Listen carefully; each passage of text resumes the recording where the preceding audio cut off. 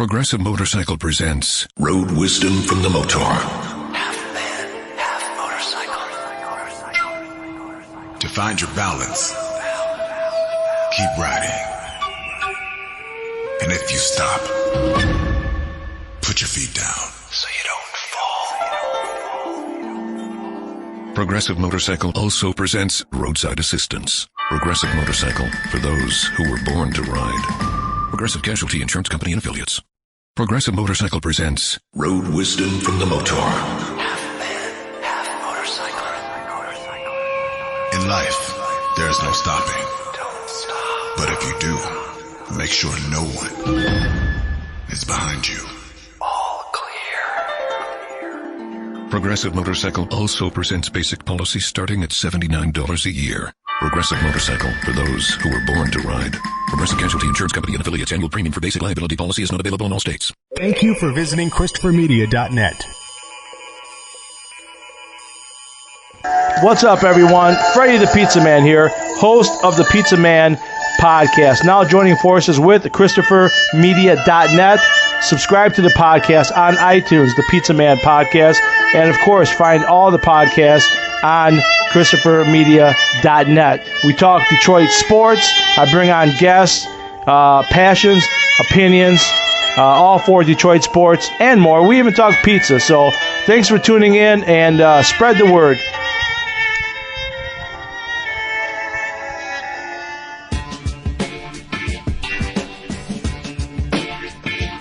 From Asthma Core Studios near Detroit, Michigan, it's Unregimented. Gangsters, what's up, guys? And now, here are your hosts. All right, welcome to Unregimented number 248. I'm Chris. I'm Aaron. And I'm Rich. And then there were three. The OG three, the original three. We weren't going to talk about it. Just saying, the OGs back in full force. Right, so where do we start? Where do we start? Well, I mean, the latest news for today is I've too much Drew and Mike. I swear to God, I was about to call her urethra. it's burned in my brain now. No, it's just for years that's what they've called her. So it's just like it's second nature. But yeah, Aretha Franklin checking out at 76. So anybody going, what an untimely death, can kindly shut the fuck up right now. Yeah, she made it to the average life expectancy. And let's be honest, she made it very far for as big of a girl as she was. Rubenesque. Yeah. She made it to the average life expectancy despite trying her hardest not to. Yeah, and she had cancer scares on and off, or not cancer scares, but had been battling cancer for the last 5-6 years. So, I mean, it's a pretty long fight with cancer. Anybody who's, especially, was it pancreatic cancer? That's a long fight with pancreatic cancer. Yeah, usually pancreatic cancer, you're usually done within a year, generally. Yeah, that's what happened to Bill Hicks. The funny thing with Aretha Franklin, though, is that, and you guys probably have a similar experience, where growing up, especially in the Detroit area, she was a figure, right? And this is somebody who, her big career of scoring top charting hits is in the past, and she was still famous, but hey, what about Freeway Love? She would get in the news for like dumb shit, like she freaked out or something, or wouldn't pay somebody that did renovations on her house or some shit like that. And Rich, you had mentioned Drew and Mike. That's where I got my news on what Aretha Franklin is up to, is through two morning shock jocks in the piano Detroit in area. The pool, the Bobcat. Wait, what? I don't remember. I remember those are references, but you'll have to refresh my memory on those stories. Mike Clark used to fly over her house, and she had when her house burned down, she had a Bobcat that stayed in the backyard for years, and her swimming pool was empty and had a grand piano in it. Did the piano was in the pool? Yeah, well, hey, how else going to get that natural reverb?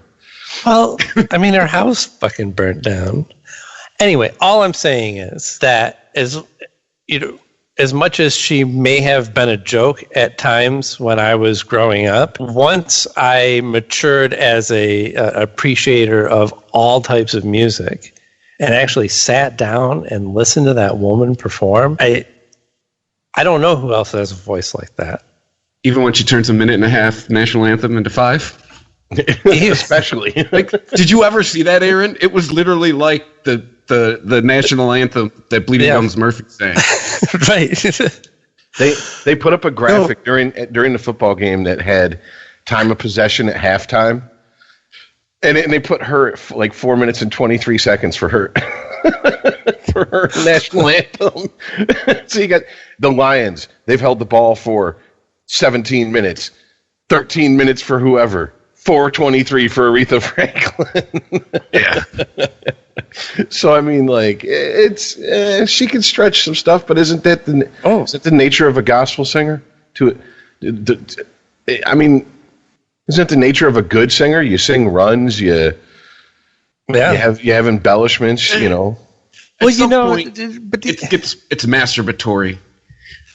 Yeah, and I hear a lot of that in, well, let's just say a lot of R&B music and a lot of gospel music.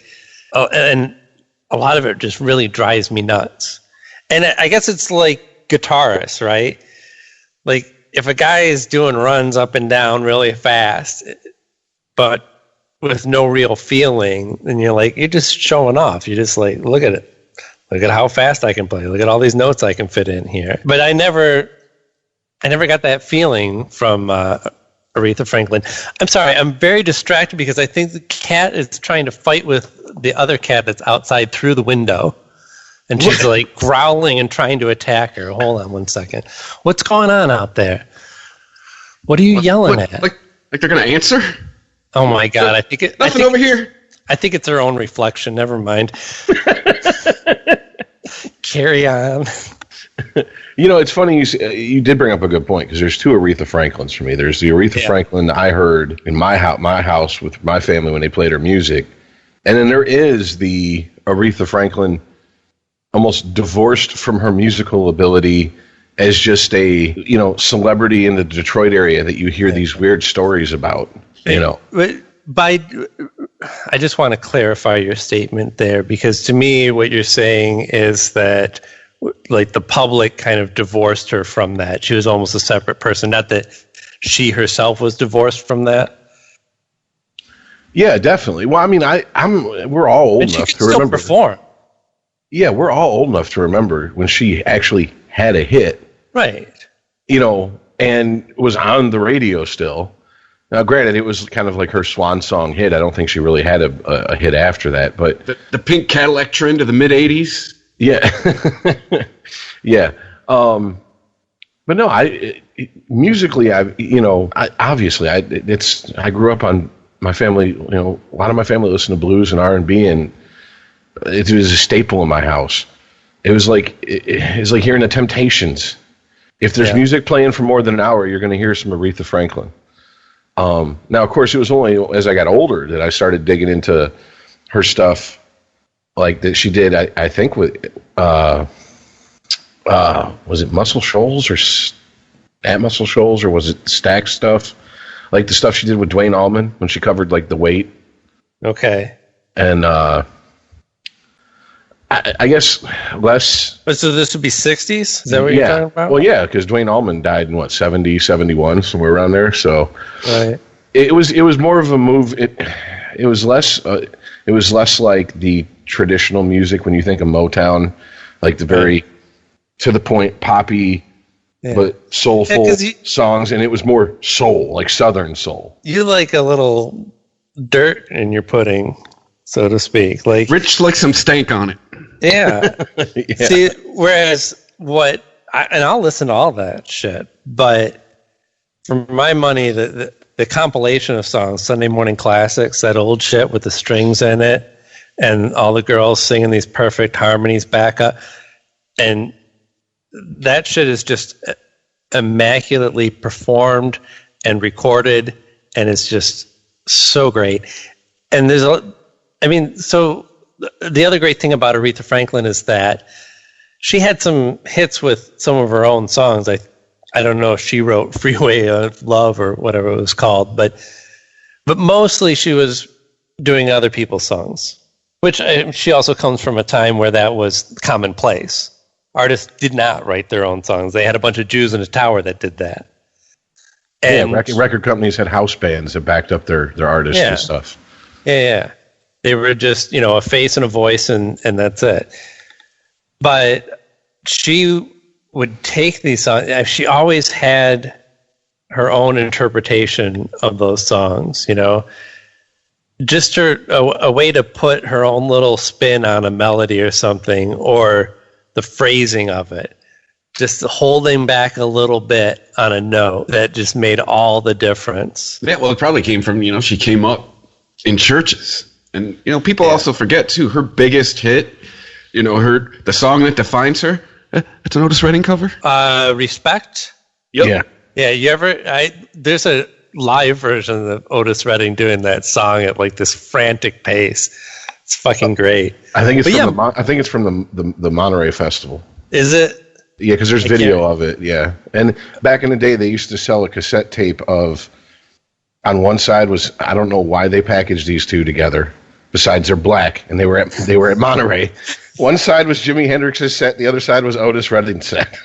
Yeah, I'd buy that. No, I did. Yeah. I got it for like $2 in the $2 bin at Myers in like 1989. But yeah, well, I mean, it was still like Chain of Fools. Oh shit, I what was it? Never Gonna Love It. Yeah, like I mean, and what was it? Never Gonna Love a Man the Way That I Love You, or something like those are. Some of my favorites. I guess I like the Burt Bacharach stuff. I like Say a Little Prayer. I know she's done some others. Now I'm picturing Whoopi Goldberg. Be whiter, dude. Forever. I know. Forever. But dude, those are great songs. He's not NASCAR white, Chris. It's okay. He's like Gap white. What I do, I think I'm getting kind of a 50s retro fetish going on. Like I'm loving The Fabulous Miss Maisel. I just watched the season finale of it, and that show is just beautiful. The costumes and all the cars and the designs and everything, and these fucking ridiculous dresses. About a fake comedian. That's my big rub with that. Yeah, I know. Go find somebody real and then make the story about it. Don't write your own story about how you wished comedy would have happened in the 50s. There's plenty of stories for things that didn't happen, and there's a lot of crossover there. So, I wouldn't get too hung up on it. So if you're into you're going through a 50s phase, I can play like Sam Cooke unashamedly now.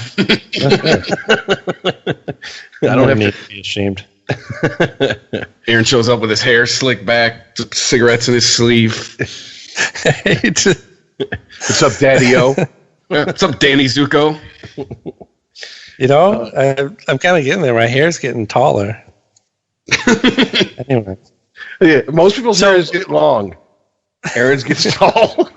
I already went that way. He's going to look like Kid from Kid and Play here in a couple of days. More like Kid Rock back in the day. Back in those Yodel in the Valley days when he had the high top. the white boy high top fade. Yeah. Mm-hmm. Yeah, how much product went into making all that shit stand up like that? That was dedication to a hairstyle that I do not have. Right, the brothers just shave it in a certain way, It's like a topiary or something. It's like a bonsai tree. You just trim it and it grows that way. Right. He's like JD from Scrubs to the extreme. Just moose it straight up. But the thing that sucks about, to me, her dying is something I'm like, I guess as I get older, it just hits me when certain people die. Like, you just take it for granted they're going to be there because they've always been there. Mm-hmm. I don't remember a time when to people that mattered to me and that I love, she didn't mean a lot to, and it's just like all these great artists have getting old and they're dying. I mean, and I'm sorry, but Drake ain't going to replace Aretha Franklin. You know, Christina Aguilera ain't going to replace Aretha Franklin.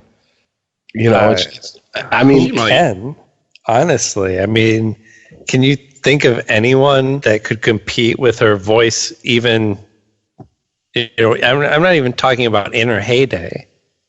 You know, her. I might stick up for 70. Christina Aguilera there. Okay, That chick's got pipes. no, she can sing. Yeah, I think. But at Drake, you turn off auto-tune, he's done. But here's what Christina Aguilera doesn't have. Maybe I just haven't seen it, but the dynamic range as well, right? It's the power of the voice. It's knowing how to use it and how to. I talked before about her phrasing, and then the dynamic range. She had this voice that remained like passionately effective at this low bedroom voice and at this full-on banshee howl. That I will give you, because, yeah, I wouldn't necessarily say Christina Aguilera has dynamics, because it seems to be all the same thing. Well, she has talent. Whereas, like, it's Lady all Gaga, yelling and scale runs. Lady Gaga, I think, is a good example of a person who understands dynamics and phrasing, but doesn't quite have the raw talent that somebody like Christina Aguilera seems to have. We could combine those two together, we might. But I mean, I don't know why we're going for white chicks that are going to replace Aretha Franklin.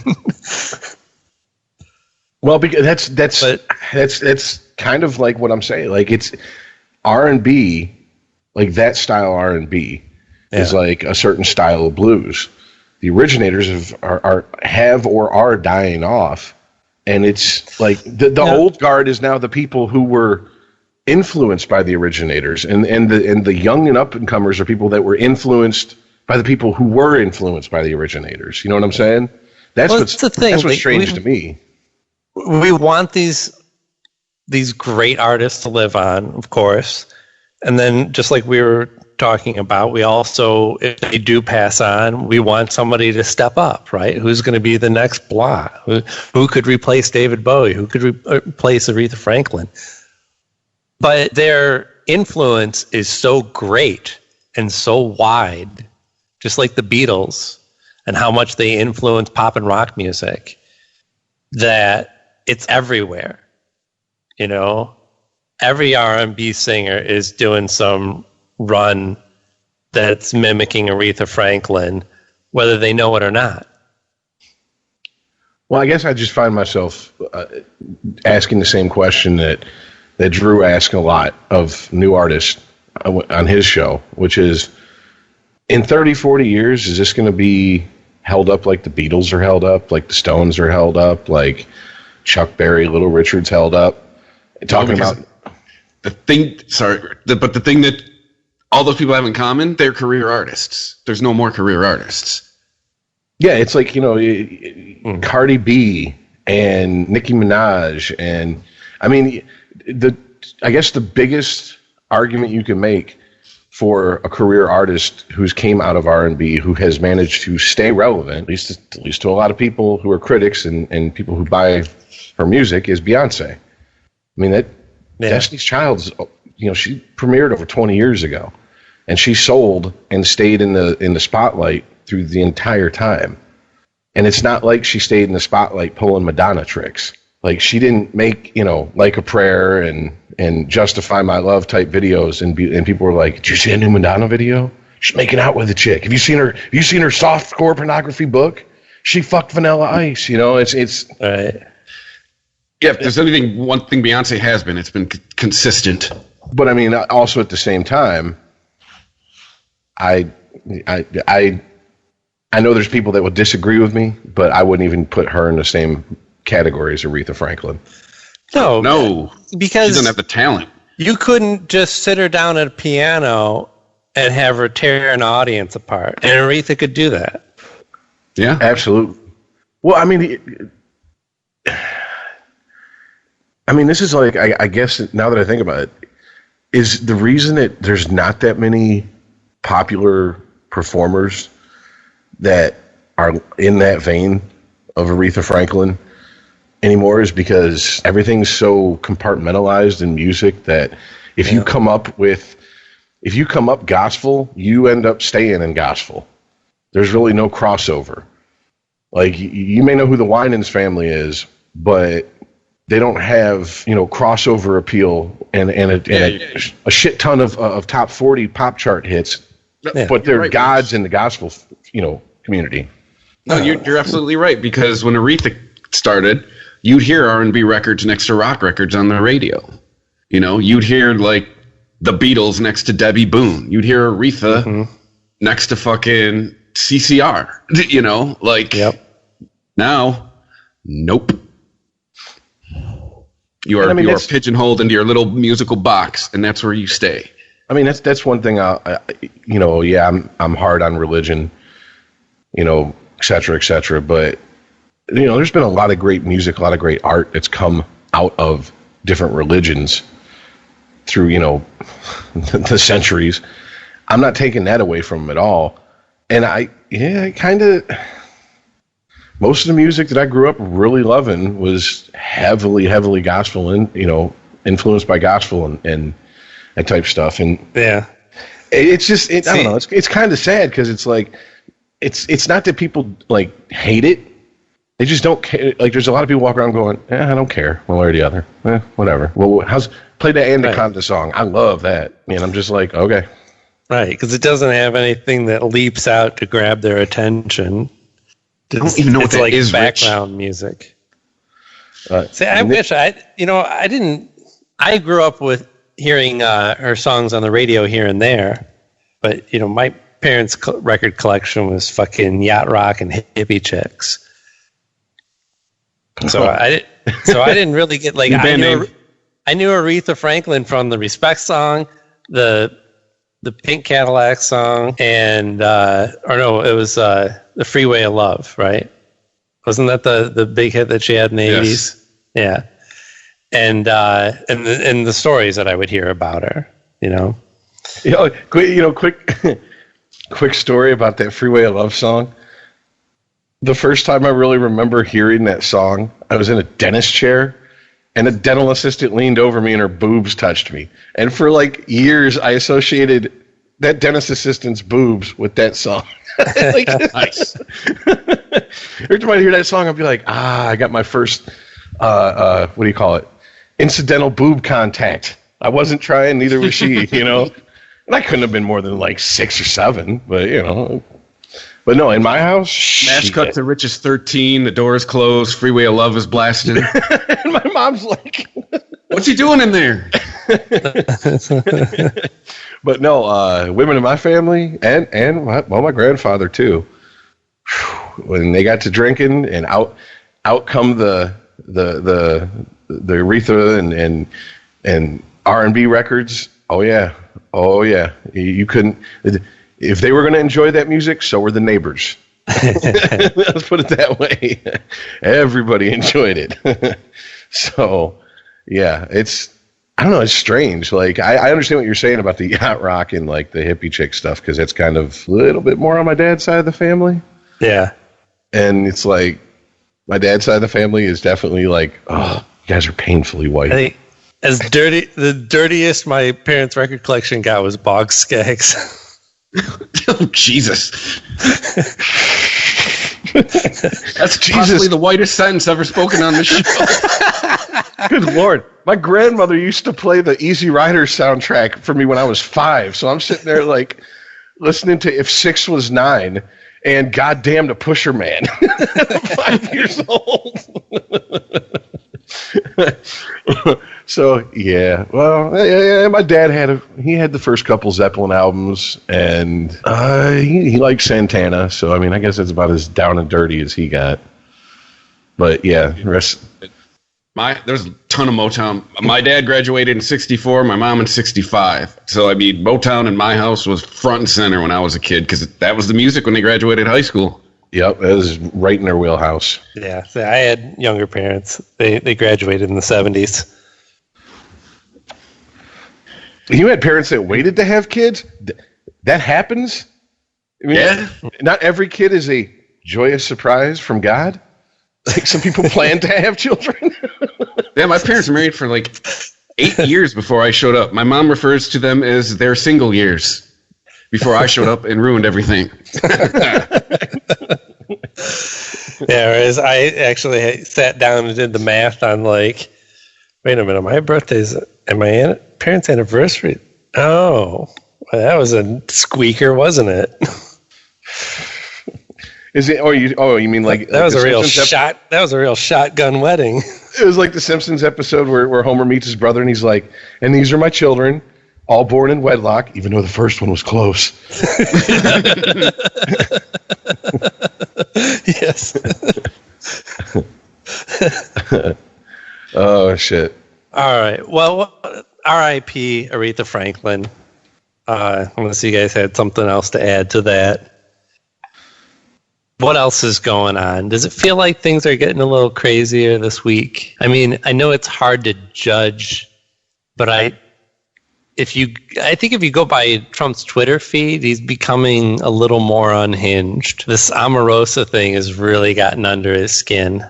Oh yeah, that's a and how that's do you a big no-no for him. Omarosa, I've never, Omarosa is another. This is a person who I've never watched any of these reality TV shows, but I do know. Well, I basically know about the TV shows, the reality shows that Drew and Mike would watch and talk about. So that's how I know Omarosa. But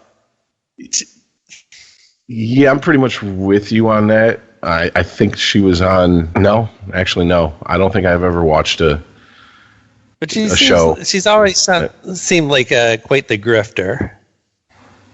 I always call it very opportunistic. Some sort of like C-list celebrity career out of what I'm not really sure. Grifter, is that a polite way of saying bitch? No. That's how she always comes off. Opportunistic. You use your words and I'll use mine. I don't know that she's a bitch. I mean, did you hear her on the Today Show the other day? She was a bitch. Oh, yeah, she was talking about Trump. Yeah, but she was being a giant cunt to Savannah Guthrie. That is kind of what she's known for when she talks to people. She has a very strong habit of talking down to people. Maybe she is a bitch. I don't know. Like, I'm surprised Savannah Guthrie didn't go, "Oh, is this your TV show?" Because if it is, or if it isn't, you need to shut the fuck up. Like, that's like the stuff she was saying to her I was just like, wow. I'm surprised this woman is keeping her composure. It was pretty hotly debated for about a day and a half on Twitter about if she released a tape that had Trump saying the N-word on it, whether that would mean anything to the Trump presidency. And I was like, wow, you guys are not learning. You got to catch up with the rest of the class here. Yeah, like, I mean, the rest of us realize that it'll do nothing and possibly could benefit Trump. First of all, it's not going to make him unpresident, so there's that. And second of all, I'm inclined to agree with this opinion. Don't you think we would have heard it by now? If this tape existed, do you not think it would have been all over the media by now? I think Omarosa was trying to kind of slyly hint that she may have such tape. And she did release some more tape today. I can't remember what it was about. It's about someone offering her a job so she'll shut up after getting fired from the White House. Yeah, that's right. Well, I mean, the biggest argument I've heard from a lot of people, or the biggest gnashing of teeth I've heard from a lot of people about the situation, is the fact that she recorded the president, and she recorded conversations and where she recorded them. And how there's not Situation Room. Yeah, and I'm just look. I was like, was Wolf Blitzer there? I'm not co-signing on her recording in these places, but I'm going to say I'm going to put it this way: when you're dealing with someone like Trump, it's best to have tape rolling at all times. Yeah. And period. Who's more guilty? The person who recorded in the Situation Room, or the person who put somebody who wasn't supposed to be in the Situation Room and in that room to fire her? Well, here's the thing. Little column A, little column B. Well, quite honestly. If she didn't have recordings, you know what Trump would do. And his sycophants would just, he'd just You are fake news. That is bullshit. Where's the tape? Show me the tape. Until I see the tape, I'm not going to talk about it. And she knew that because she knows this man. Right. And the thing, these recordings, they do something, in my opinion, right? They don't change anyone's mind. They're not going to make a Trump supporter go, oh, wow, I had no idea it was like that inside Trump's White House. I can't support this man anymore. Nobody's uttering those words. But at least we can then start to have possibly a real conversation instead of having a conversation about what Trump made up versus what Omarosa is saying. Now at least we can have the conversation, well, that is, well, yeah, okay, so Trump did that, but guess what? We don't care. We're going to support him anyway. That's at least a better conversation to have. You're still not changing that person's mind, but at least we can have a conversation about some facts. And, if a tape surfaces of Trump being vilely racist, I'm all for it getting out there, not thinking that it's going to change the number of Trump supporters, but at least then we can have a conversation about how Trump is a racist. Well, it's going to do a few things. It's going. What does it change? We still got to make it to 2020. It doesn't change anything. I'm saying it's a benefit to have a conversation about facts instead of arguing about one he said, she said type of argument where everyone just automatically believes the person on their side and you never even actually get to the real meat of what's being talked about. Well, it's going to do a few things. It's going to make his supporters sprain every part of their brain to do the mental gymnastics to defend the fact that he did go off on a racist rant, if there is one out there, which is endlessly amusing to me.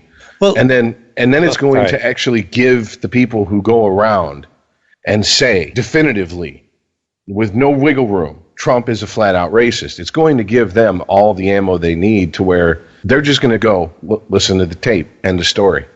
There's no debate here. That's it. Game over. Yeah. Well, didn't they try to do that with the Access Hollywood tape? And that's why they tried to, but charges. You've got, yes, Trump is, a sexual assaulter and all that. And it's, to those people, he is as good as a convicted rapist in their mind because of that statement to a D-list. Well, if we were to have a repeat of the Hollywood Access tape that involved the N-word, it would go like this. Can you believe these people think that I use the word nigger? Oh, he said it. We've got it on tape, right? He said the word. Yeah. Because that's what the Access Hollywood tape was. He confessed to assaulting women. Who knows how many women he just went up and grabbed by the pussy. You know what? Not even the guy standing next to him believed that Trump actually grabbed anyone by the pussy. As a matter of fact, you don't even believe that. You making the claim that Trump confessed to grabbing women inappropriately don't even believe that that's the first thing that he does is walk up and grab their crotch. So, yeah, the Access Hollywood tape was a nothing. Anyway. I just think, if she's making this claim and her book came out this week, why wouldn't the media lap that shit up? I would lead with that. Hey, tape Trump saying the N-word. Here you go. Well, I think the believed source of Trump uttering racial epithets is the B-roll from the Apprentice show, right? Okay, so again, at least 10-year-old footage. How's it not out yet? Like that's just been my rub with this. I guess the producer of the show or somebody involved in making that decision refuses to release it. Well, I know Penn Jillette, who is on the show with him, was interviewed recently and was asked about it.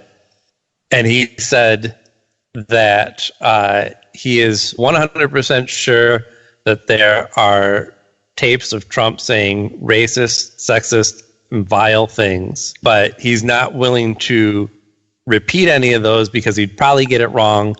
In his words, he would probably get it wrong and the stakes are too high. And he's just an unreliable narrator. I mean, at least Penn Jillette admits that he's an unreliable narrator. Omarosa, I see as an unreliable narrator. Tapes, if she's got tapes, great. Anything that she's got to say in a book is meaningless to me and should be meaningless to most people. I don't know what type of credibility this person has built up that they have enough power by word only to try and take down a president. That's the thing. I mean, she's what? I think she was on the first season of The Apprentice. So we're talking, man, it's got to be over 15 years ago. And she's been in the D-list of even reality stars spotlight ever since. She has her peaks and valleys. Every once in a while she'll say something asinine and she'll get a little bit of coverage on the Access Hollywood type shit and TMZ. Yeah. And then she'll, go fade back into the background and she also she has a career too, right? I mean, she's worked jobs. People pay her actual money to do shit. I mean, honestly, until she got hired by Trump to work on his staff, I thought her job was being a celebrity. I thought she was one of those people. I don't know. I don't think that's the case, but I have no proof to back that up. I know that she at one point was during I believe the season of The Apprentice she was on, she made a big deal about she wanted to, start up her own business and make a successful business. But here's the thing. That's nice. I can't tell you what business it was. I can't tell you what field it was in. I mean, anyone can say, I want to be in the music business. Well, what end? Because there's recording engineers, there's, producers, not everything is playing a guitar or singing into a mic. You could be a stagehand and you can be in the music business, if you want to look at it that way. So that's just, I don't know. She always just come across as someone who, she was fairly young when she was on The Apprentice. She got on. She got her 15 minutes by being, the stern, bitchy, matter-of-fact type of, the villain. Yeah, really, she relished the role of the villain. And I remember her saying that in interviews. She said, if I walk into a reality show, I know what they hired me for. I know what I'm there to do. And it's like, well, I may be wrong because her Wikipedia goes right from celebrity Big Brother to the Trump administration. Well, I mean, I think that just tells anybody who's willing to look at the reality of pop culture these days that you can make a career out of being in front of the camera just because you're in front of the camera. Well, also because you're like a bitch and you're not here to make friends or whatever. I mean, but we have now a subgroup of celebrities who are famous for being famous. Right. That's it. Right. And any assumptions that I made that she was like a businesswoman is buying into this persona that she's crafted for herself. Well, I mean, look, when I heard that she was hired by Trump after he was elected, I was like, you got to be shitting me. That is, that'd be like if I got put in charge of a business and I brought my cat in as my number two. My reaction was like, duh. It's one of his people. Right. But exactly. Then loyalty. That's when I sat and thought about it, and I was like, to Trump, even though he's a disloyal cocksucking motherfucker, loyalty is very important coming his way from people. And that's why when she was fired, I mean, if you listen to the I've only heard an excerpt of, I believe, I haven't heard any tapes released today, so this is the tapes that she released a few days ago. But you're the one with him talking to Trump, right? Where he's like, oh no, that's terrible. She's talking to Trump. And he's like, I didn't know. I had no idea you were fired. Oh, I don't exactly. Buy it. Oh, that damn it was so unconvincing. Damn it. Yeah, exactly. That was. It's like the sorry I say when I don't give a chick a warning I'm about to fucking come when she's blowing me. It's like, sorry about that. I mean, like, but come on, this ain't your first rodeo. My balls got tight. You knew what was happening next. But come on, man. Well, I didn't expect him to be real with her because at that point he was probably still thinking, if I can keep her on my side and keep her loyal to me, she might be useful down the line. Now he has no use for her, and now the teeth have come out and the claws. Now she's a dog. Yeah. And that's another thing about this split between Trump and Omarosa that I think is helpful and telling is that there's no real loyalty to Trump or from Trump, right? He's buying loyalty with power. Once he has less power over you as being, he's not your direct boss anymore, or I shouldn't say direct boss, not your boss anymore. And actually, you get promoted to being his boss when you get fired, technically speaking. But so there's nobody in the White House or around Trump really outside of his family, and possibly even their loyalty is going to be tested, that is going to remain loyal to him no matter what. And the reverse is true. There's nobody that Trump is not going to bash considerably as soon as they turn on him, except for possibly his family. Well, Trump is unique he's not unique in his circle, but he's unique as a human being in this planet, that he was born into a situation where he came from enough money to where people would be loyal just for that reason, just to get near that money. You know, when he brushes the crumbs off the table, they're going to get some. And he's never had to learn the lesson that, you know, for every person out there who will not do something simply for themselves, for selfish reasons, because it would hurt other people, there's 5 that are willing to just step over that person and shit all over them to get ahead. And I mean, that's a lesson that you know, most people learn fairly quickly in life, and he hasn't had to learn it because it's Donald Trump. He's the Donald. I had my own board game in the 80s. You know, I mean, come on now. They talk about me in rap songs. I was in Home Alone too. You know, I mean, come bask in the wonderfulness that is me. Another reason why I say that it seems like he's becoming a little more unhinged this week, on top of his rants on Twitter and his fight with Omarosa, he had a statement this week that was, the statement was revoking Peter, is it Strzok?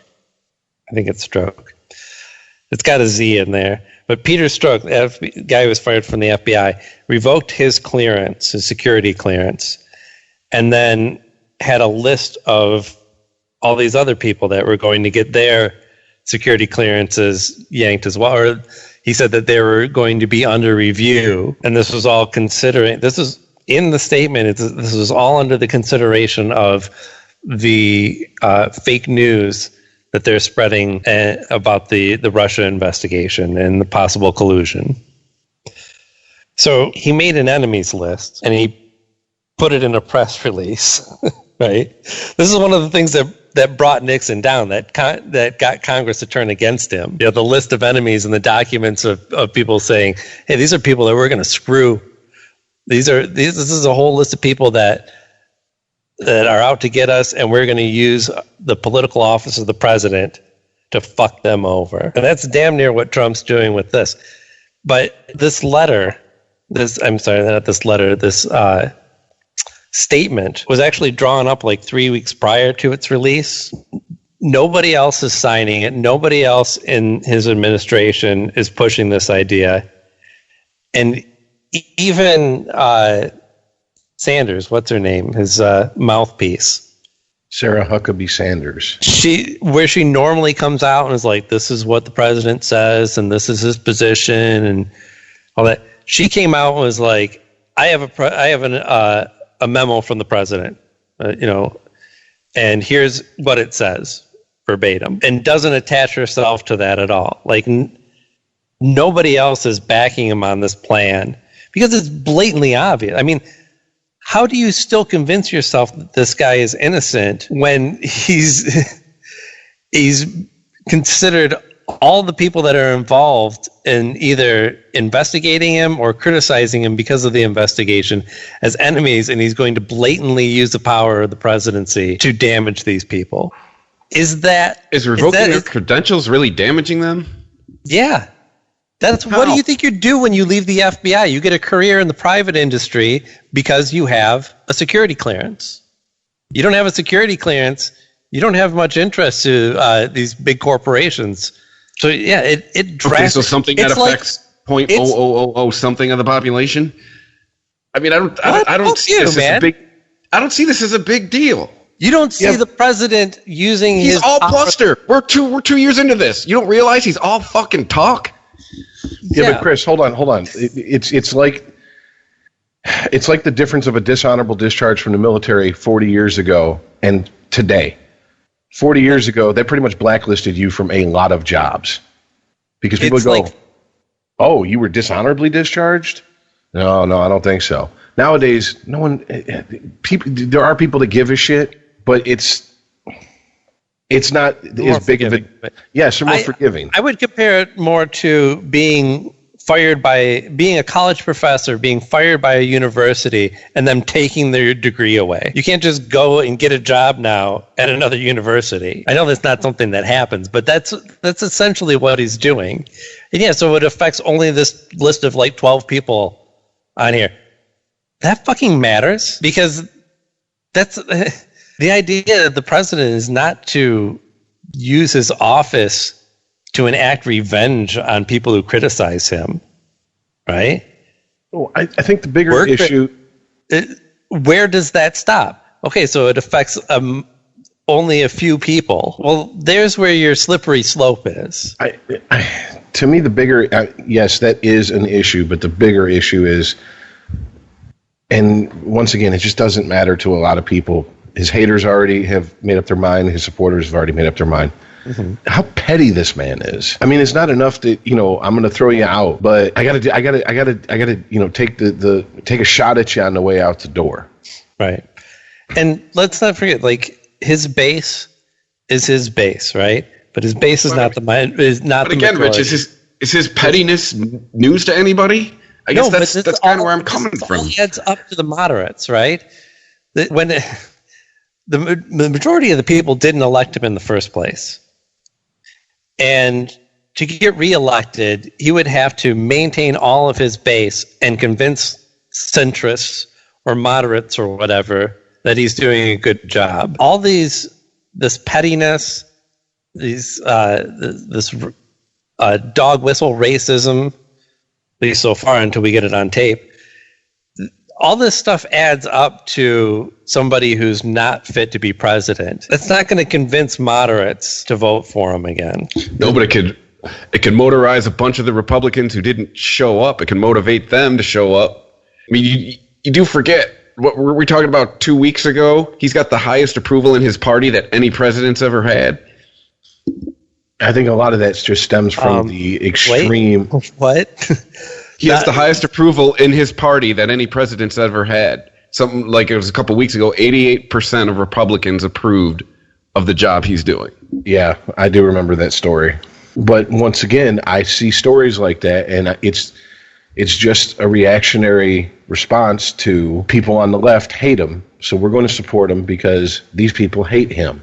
And as hard as they go at him in their hate, we're going to go that much harder in support. I mean, really, honestly, we've talked about this before. How much does who's president affect our lives? It's not a whole lot for the most part. The economy is the economy. The economy is going to do what the economy is going to do. Traditionally, so yes. If we do get another 4 years of Trump, I think it's going to make a big difference to a lot of people's lives. The problem with Trump is... Like who? Well, I'm about to try to explain it. The problem with Trump is he's planting seeds that we don't know what the fuck is going to grow out of right now. I mean, he has soured relations with other countries for, right or wrong, with the entire, they now look at us and go, we have a problem with the United States. We have a problem with America now. And it's like, no, you have a problem with this jackass right here. Okay? Mm-hmm. You have to understand, half of America didn't vote.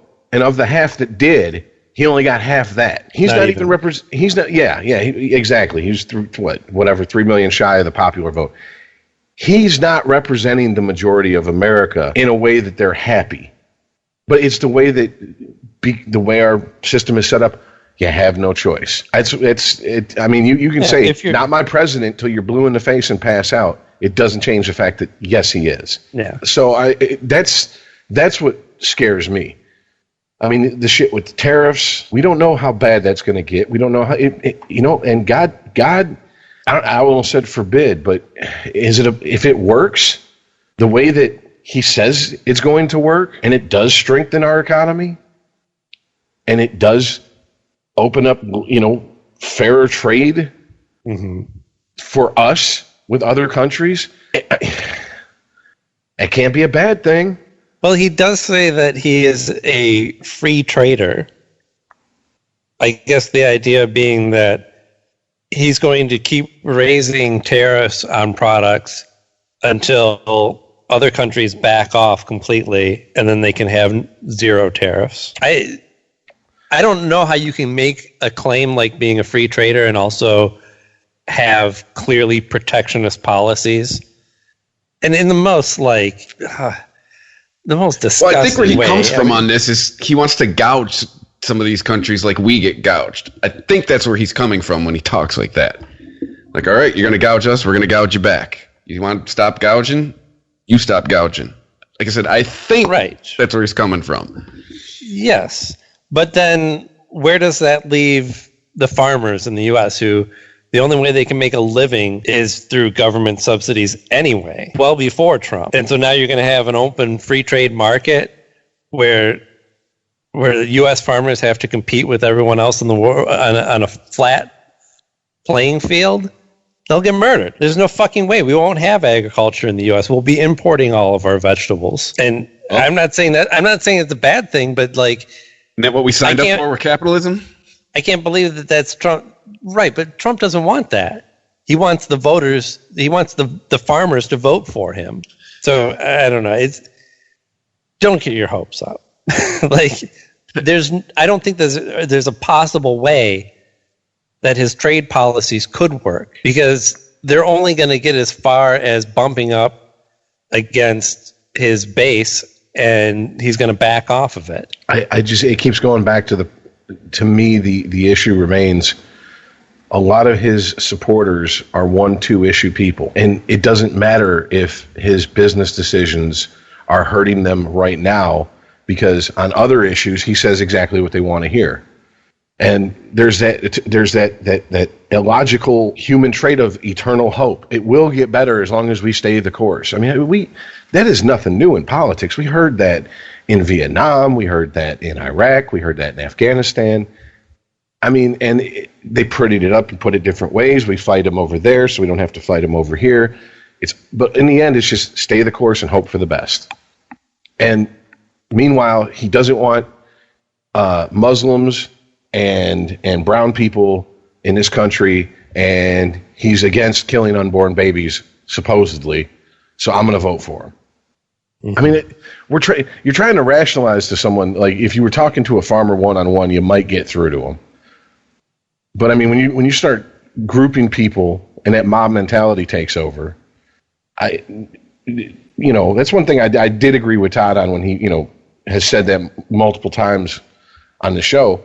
It's really hard. You have to humanize a person, and mobs don't lend themselves to humanizing anybody. They dehumanize people, if anything. And I think this is, it's an interesting discussion, but ultimately, anyone listening who's a Trump supporter, all we're doing is moving air to them. That's it. They've already made up their mind. We're trying to tell a preacher on a street corner that God doesn't exist. And he's going to smile and nod and call you full of shit as soon as you leave. And I mean, it is scary, because I think all three of us have talked about politicians that we support, but we also had parts, things that they did that we did not support. We're against strongly, and I mean, to me, that's what I thought adult human beings did. But apparently that's not what most adult human beings do. I mean, I want Trump out of office, but if in the meantime he can actually do something about the opioid crisis, I would like to see that get done. And this week he enlisted Jeff Sessions to sue the prescription drug manufacturers, which is something that... Just keep Jeffy away from the weed. Keep him busy. Right, yeah. Which I think is something, I think that's a logical course of action. Now, in general, his policy has been totally scattershot.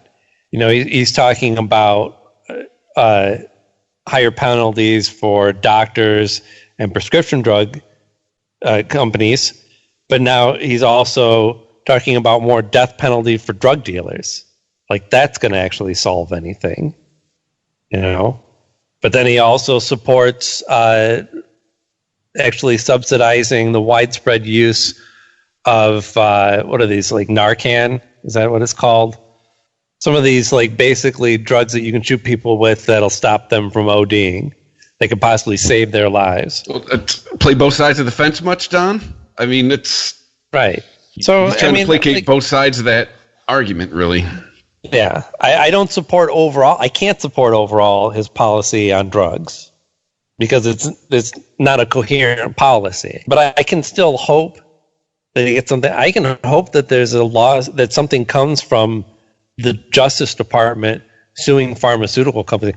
I don't know how far they actually get. I mean, I know that the pharmaceuticals aren't giving money directly to the Justice Department, but they are giving heavy amounts of money to other branches of government that might have some say in this too. So, but I mean, use Trump and coherent policy in the same sentence. That's funny. Right. We're almost 2 years in. Why would he start now? I mean, well, you know, there's a I don't know what to call it, an argument that I'm starting to see online from my more conservative friends and more conservative websites, and about EpiPens. Like, if you need one for your kid, you got to pay exorbitant prices, but a junkie can overdose 15 times and get the oh shit, what is it? Narcan. Thing. I almost said Narcanon. No, it's a 12-step program, I think. But anyways, you can get a Narcan pen via, you know, the EMTs or the hospital for free. And is that fair? And it's like, so wait a minute. So is this the new pivot to try to get our attention off of the fact that we have an opioid crisis? You know what I'm saying? Like, okay, well, just saying no didn't work. Right. Well, this didn't work. So now we're gonna say, look at the children, though. Right. This is the next step in the non-argument. This is exactly what's happening with Trump and Russia and Trump and racism. They say, well, he didn't collude. You know, he wasn't even at that meeting. Okay, he was at the meeting, but so what? Okay, so he colluded. We don't even care about that. Right? We don't have an opioid crisis. We just have a bunch of people who can't control their themselves, and they get wrapped up in drugs. That's not me. That's not me and my family. Why do I care?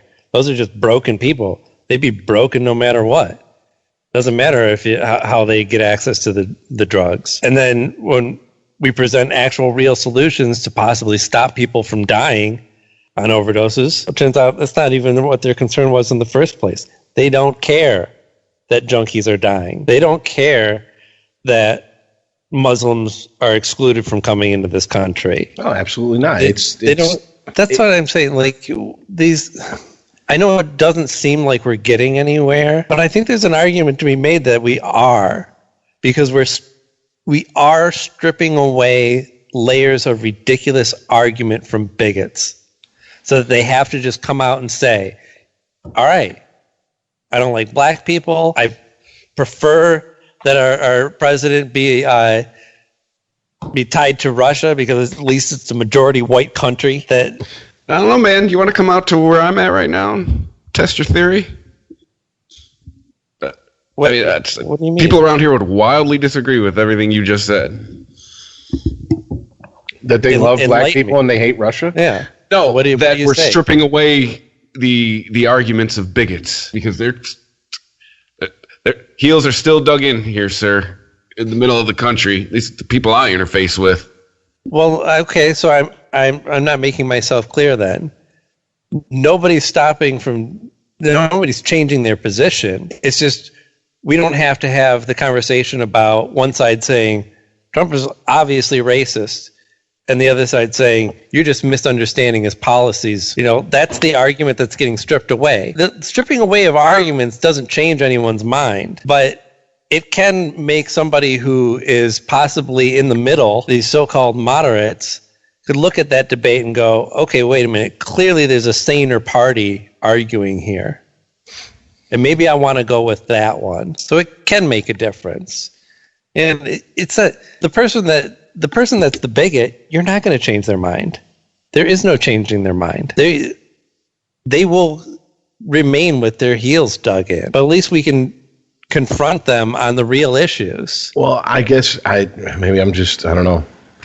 I need to embrace old age, because I guess I would rather hear from people, hey, why don't you want Muslims in this country? Why? Because Muslims have been known to commit terrorism. Yeah, but not all Muslims, not even the majority. Most Muslims are as benign as your average American Christian, meaning, oh yeah, I'm going to post a bunch of, memes on Facebook about how much I love Jesus, but when it comes down to it, I'm going to pick and choose out of that big book of Jewish fairy tales what I'm going to fucking follow and what I'm not. Mm-hmm. But then fingers in the ears. I don't see Christians strapping explosives to themselves and blowing themselves up. If that was the argument, at least I could go, okay, they're wrong, but I get it. It's this like covert, you can't really tell, but you can type racism that drives me up the fucking wall. Because then you get to play a game of ring around the rosy with these people, trying to pin them down. Mm-hmm. And you just want to scream in their face. Just fucking say what you fucking mean. Okay? Period. End of story. Right. Like Laura Ingraham in her changing face of, how did she put it? A democratic shift that's happening in America that many of us don't want, and certainly no one ever voted for. What does that even look like, you dumb bitch? Let's vote on how many Mexicans we're going to let into the country this year. Every time I hear that argument, I just think of the moron. I think of the Bill Hicks quote where he's like, so I heard the Catholic Church is considering letting females be priests. And all I could think to say was, good. Now there's priests of both genders. I don't give a shit what they got to say. Right. There's going to be more. There's going to be more women and non-white people in politics. Oh, good. So I can just call more women and non-white. I could just call them crooked pieces of shit. Okay, I'm fine. It doesn't change my life. I mean, what is this fear of losing shit? Get the fuck out of major cities and realize how white this fucking country really is. Seriously, we got motherfucking Waffle Houses all over the place. All right, it don't get much more white than Cracker Barrel. Sorry, Cracker Barrel. With the gift shops, that's as white as it gets. I mean, grow the fuck up. All right, you're fine. Don't worry. Believe it or not, women and people of color aren't looking to invade North Dakota. They're not looking to get in there and darken up Nebraska. You know what I'm saying? Like, seriously, you can still stay. But homosexuals and blacks are all over the television shows now. Yeah, and there's like 10 times as many television shows as there was when you were watching 4 channels. And there's plenty of white people TV still. There's actually more white people TV than there was then. It's being shoved down your throat. Every time you flip a channel on cable, here comes a gay, here comes a woman with an opinion. Well, I mean, let's be honest here. If you did just go by popular culture, you would seriously think like half the population's gay. By popular culture, as in who's making the shit that people want to watch? Yeah. Absolutely. I mean, and I understand that it's the overcorrection to the fact that, they were underrepresented for so long, et cetera, et cetera. I don't think it is an overcorrection in that respect. I think people are just overwhelmingly saying, I don't want to watch shows about fucking all white people all the time anymore. I want to watch shows from people with diverse opinions and backgrounds and ethnicities and all of that. Yeah, but Aaron, do they want to watch or are they made to watch them? Who's making you watch shit? Okay, hold on. Let's not open this. I'm not saying making. I'm saying the nobody forces you to do anything. I'm saying the programming. So the studios are actively going, we need to have more gay people in our shows, right? Is that what you're saying? Yeah. Yeah. Studios only make decisions based on eyeballs. But it's the same thing. If people want to watch it, that's why the studios are making it. Here's where my problem arises. And I'm going to go out on a limb and probably say, if I explain myself correctly, I think you'll agree, Aaron.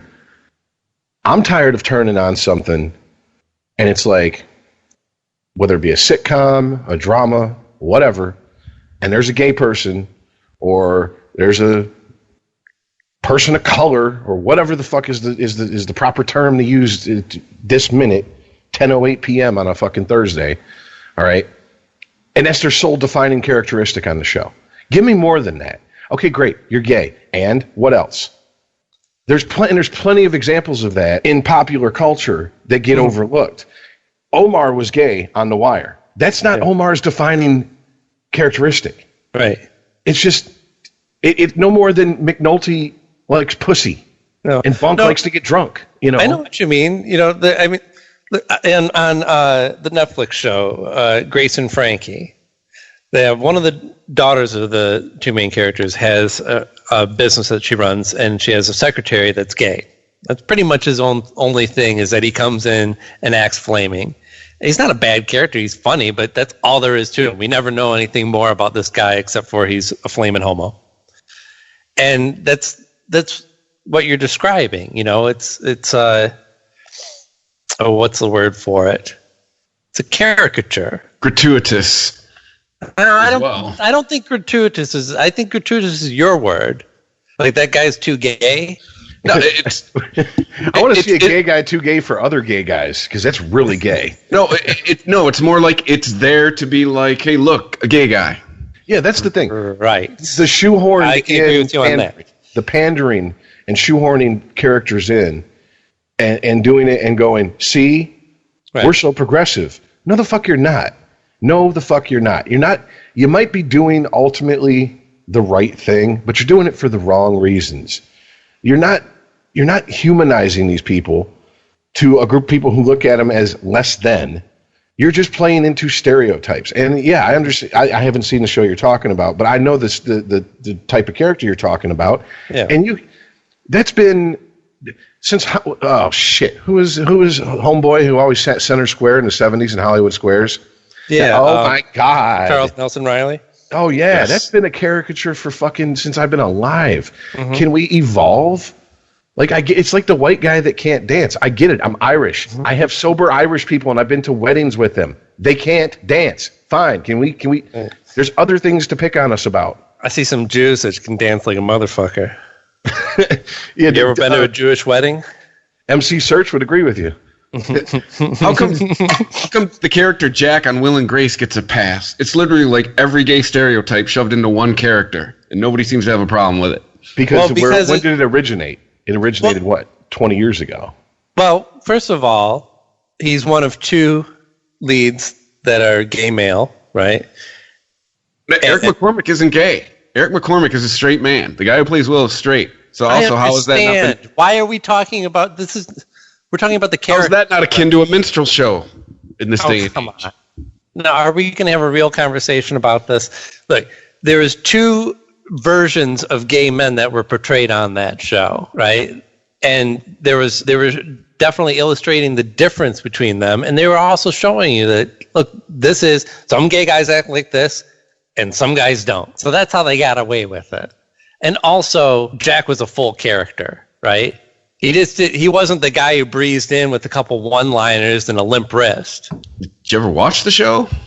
Yeah. I've watched the show, and you get to know about, like... But he is every gay cliche rolled into one character. Absolutely, but he was also a full character. And look, where do these cliches come from? Some people act like that. I mean, that's the bitch about stereotypes. People say you shouldn't stereotype people. The problem is stereotypes are based with grains of truth in them. Right. I don't know what else to say. It's just the reality of it. If you have an issue with it, take it up with the Mother Nature, the creator. But if you see a guy with a limp wrist and think that you know everything about that person because of that affect, that's where your problem comes in. Like, you can understand that these things come from reality, and these are, traits that exist in the real world. But if you're just judging that person like, oh, there's a gay guy, and that's how you identify and define that person, well, then that's limiting to somebody. That you're not really accepting them as a full human, a well-rounded person. Well, I mean, something like Will and Grace, to me, it's the McDonald's version of a sitcom. All right, it's like Big Bang Theory. Yeah, it's something your grandmother's going to go, oh, that's cute. You know what I'm saying? Like, it's safe. There's sitcoms that, and this kind of folds into the conversation I was kind of wanting to have. Television has evolved so much in the last 20 years that there are sitcoms that it's not just, okay, we have the archetype characters. Here comes the grumpy dad. Here comes the peacemaking mom. Here comes, the neglected middle child, et cetera, et cetera. Right. There's layers to them. And the problem is that there's a lot of people that don't want layers. They just want, give me a Big Mac. I'm good. Get that avocado off my hamburger. What's wrong with you? And that's Big Bang Theory is on like its 12th season. That should be proof enough. Right. Well, I mean, there's a lot of half-hour comedies out there, but I don't personally think of them as sitcoms. To me, sitcom is a definite thing. A sitcom has this rhythm to it that's totally different. Like I was talking about Grace and Frankie on Netflix. It's a half-hour show. It's funny. It's not a sitcom. It's not filmed at all like a sitcom.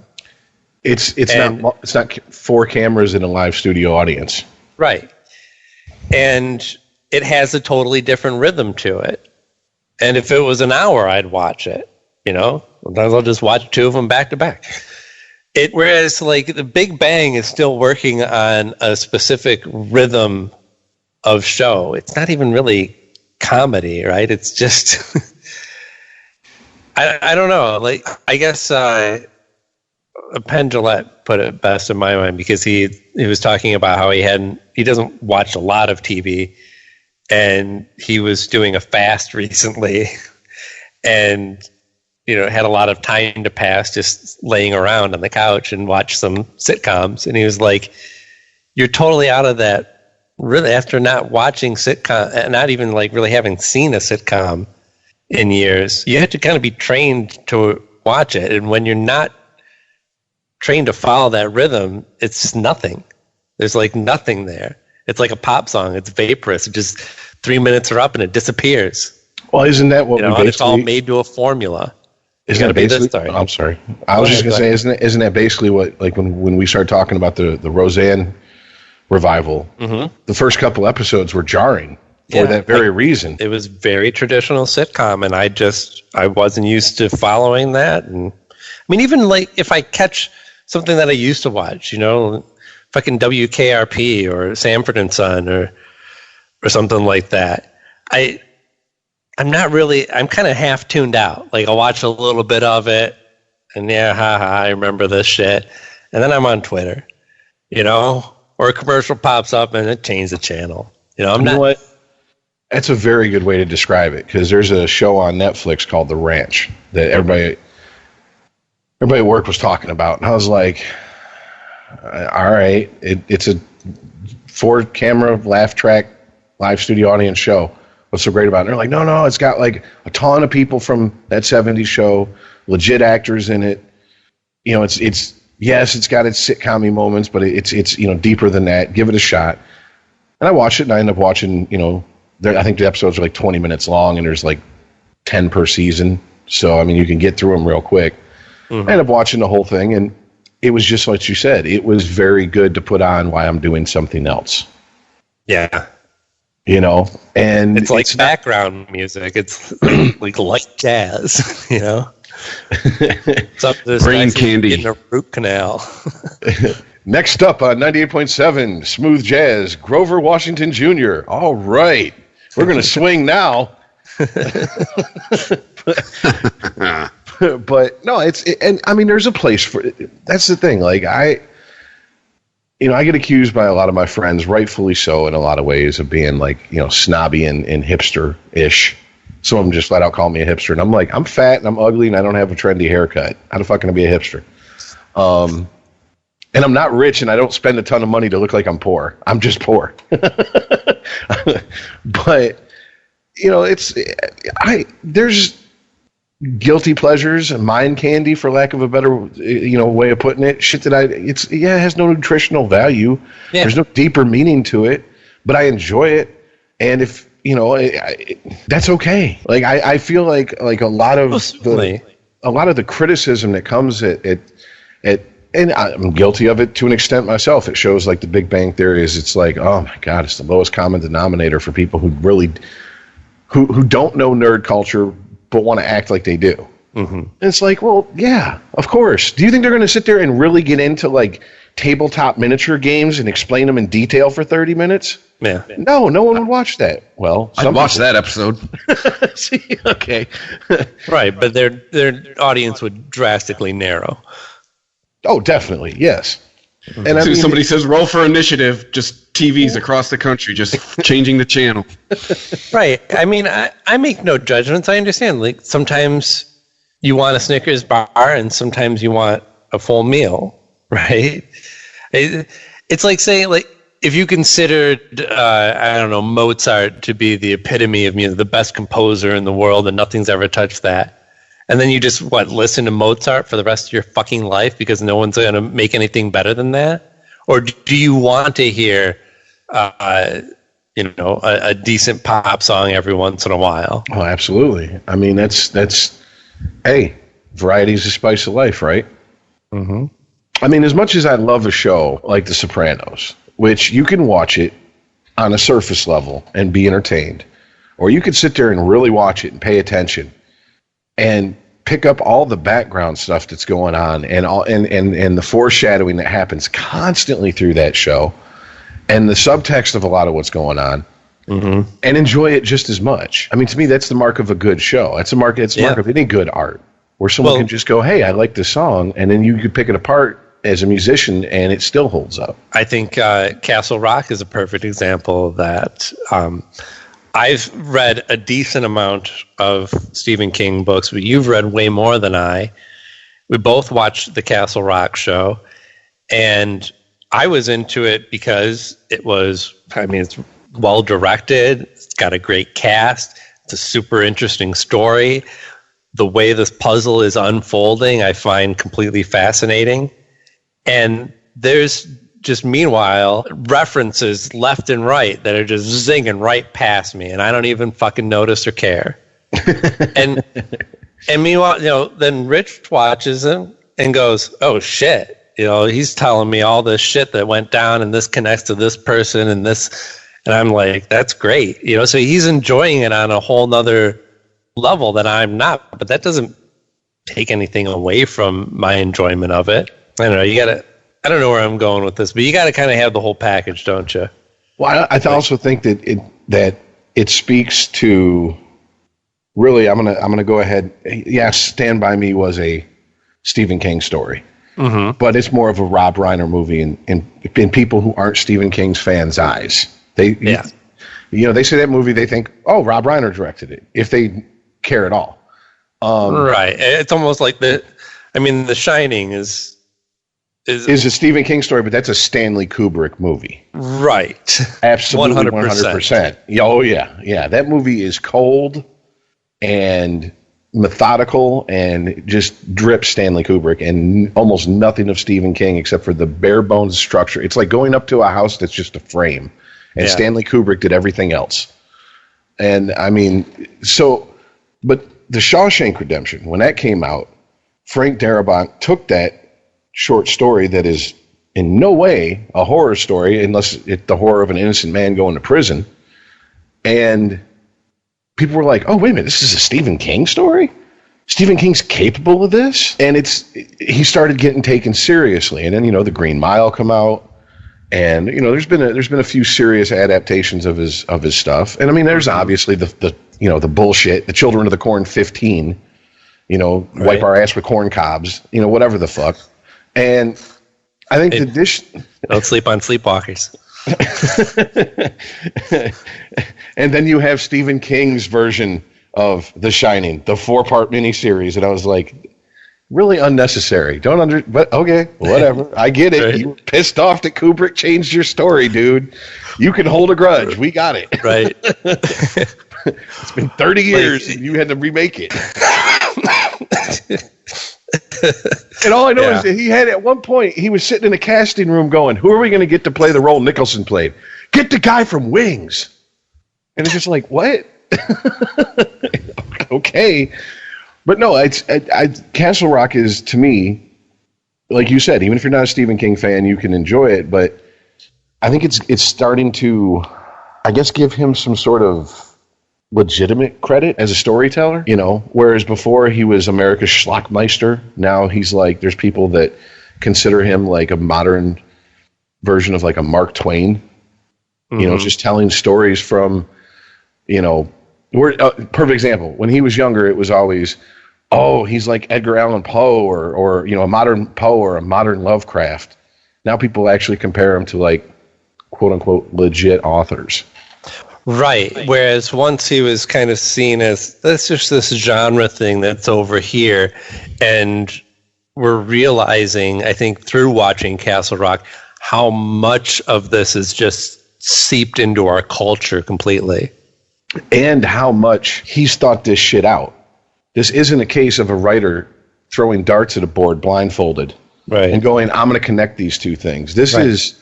He's got this whole universe in his head, and he's just showing you different aspects of it with these books. Yes, literally. And it's I don't know, man. Oh God, I really didn't need a new show to nerd out on, but yeah, this show has done it, man. It's like made me want to go back and start rereading Stephen King books I've read literally probably half a dozen times, but it's been a while since I've been that motivated by something like that.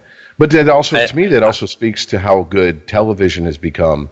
Oh, tremendously. And I just want to say about Castle Rock, though, if anyone is interested in watching, it hasn't started yet, at least get to episode 6. I know it's almost weird that we say, like, if a story can't hook you in a couple hours, then what's it really doing? But if it has your interest, but you're like, where is this going? Things really open up. I think which is episode 6 is like the halfway point of the season or somewhere around there. And that episode, I think, is so stunning that these fucking creators, these writers and directors and everybody involved in this, I think they damn near out David Lynch. Like, I enjoyed the last season of Twin Peaks, but it's not really understandable by anyone. I don't care how much you think you've watched and rewatched and understood, like all these fan theories about what's going on. You have no fucking clue what's going on inside that guy's head. But this Castle Rock has that same kind of sense of, at the same time, wonderment and terror, right? That it presents with you at the same time, where like you want to know more, right? Like horror movies don't really do it for me, because if I'm supposed to be the person that's being chased, like, then I'm not going in that dark room. I'm not even going to the fucking campground, like I'm just out of there. Whereas a story like this, I still identify with these characters. So like, you watch them almost like walking into the meat grinder, but there's something fascinating there that, something that's going to make all this fucked up shit going on around them make sense. And so they're striving after that. So in other words, Aaron, you are like the Eddie Murphy horror movie, where he's like, right. The Amityville Horror wouldn't have happened with me, because I'd have walked in and been like, hey, baby, we got a nice price in this house, big yard, kids are playing, get out. Too bad we can't stay. We got to go. Get your shit. Get the kids. Let's go. There's a pig upstairs. I see his red eyes. No. One pig I want is on my plate. Let's go. I mean, I understand. See, that's why I used to be a big horror fan growing up. And I mean, like, growing up, it was the cheesy shit. Yeah, I love the horse. You know, number one, she was a hua. But no, you know, I liked all the cheesy shit, Nightmare on Elm Street and Friday the 13th. And I realized, you know, it's because I was a kid. I wasn't supposed to be watching this shit. And really, the motivation to watch it was to see how creative they got with the next kill. That was it. I'm over that now. And the other thing I'm over is these PG-13 jump scare horror movies that are coming out just by the bushel every year, it seems like. And I'm over it. They all have the same fucking trailer. Exactly. Yes. Is that all you can get is like sepia tones, strobe lights, and close-ups, and a creepy girl singing a fucking song that somebody sings when they skip rope? You know, I watched the first Paranormal Activity because all my friends, Rich, dude, you're a Stephen King fan, you're a horror fan, you gotta watch this movie. It is the best horror movie ever. And I was like, all right, man. I did my best to set aside the build-up, and I watched that whole boring piece of shit, and the payoff was it's a jump scare at the end. That's it. I know. That's the whole payoff. I just sat for an hour and a half to watch someone jump at the camera and turn into a demon. I can watch that on the internet in 30 seconds. Spoiler alert, Rich. Well, there's like 18 of them now, so I mean, I'm pretty sure they've evolved to like giving you the jump scare throughout the movie. But, you know, I mean, like, the beauty of something like is as maligned as this movie has been, rightfully so in a lot of ways, but I'll still defend it. The Blair Witch Project, the original, not the remake or the second one or any of that bullshit, is one, it used viral marketing before anyone even fucking coined that phrase. Yeah. And it used it so well that I was in the movie theater where people, they're going, oh my God, they found this footage? Like, they thought the shit was real. Right. And I was like, no, we'd have fucking heard about this before now. Are you serious? Yeah. But then there's, and this is where I'll defend the movie, people go, there's no payoff. You never see the witch. You don't see any gory kills. Yeah, because it lets your mind fuck with you. Yeah. And I agree. I enjoyed the Blair Witch. I've enjoyed none of the movies that it's spawned, either directly or through influence. Yeah. And I mean, like, it's I just had this conversation with a friend the other day. He goes, how can you read a horror novel and be scared? What's scary about reading words? Have an imagination, dipshit. Exactly. I said, it's not when you're reading it necessarily that you're scared, even though there's a handful of books that have done that to me where I had to close the book and be like, okay, this is just a book. Yeah. You know, this is bullshit. I'm scared by paper. But it puts ideas in your head that you didn't have before. Oh, that's what books do. Fuck yeah. I mean, like, and my uncle, he still might be. I don't know. We just really don't talk about this type of stuff anymore. But he was great when I was a kid with planting seeds in your head that at the time seemed like no problem, innocuous, like, no big deal. And it would just fuck with you later. Like shit, like everyone's terrified of going up the stairs. Well, what happens when you're upstairs and you see someone's shadow at the foot of the stairs and you got nowhere to run? And I'm like, I'm 6. Why are you doing this to me? I remember watching Close Encounters and the fucking alien gets out of the ship, you know, the stringy fucking big-eyed alien. And my uncle, who's probably half drunk, was just like, that's what humans are going to look like in 3,000 years. And I couldn't stop thinking about that. I still think about it to this day. Yeah, one of the ones that got me the most, that I've actually gotten a few people with, is he goes, you know, when you're a kid and you're scared to go in a room and you reach around the corner for the light switch, and I'm like, yeah. What would happen if you felt like a cold, dead hand touch your hand and move it to the light switch? Like it wants you to see it. And I'm like, thanks. Now I get to sleep with the light on until I'm 20. I appreciate that, Uncle Bill. Again, I'm fucking 6. Exactly. Well, this is before he had his own kids. And I think once he had his own kids, that's one of the reasons he was like, nope, none of that shit with my children.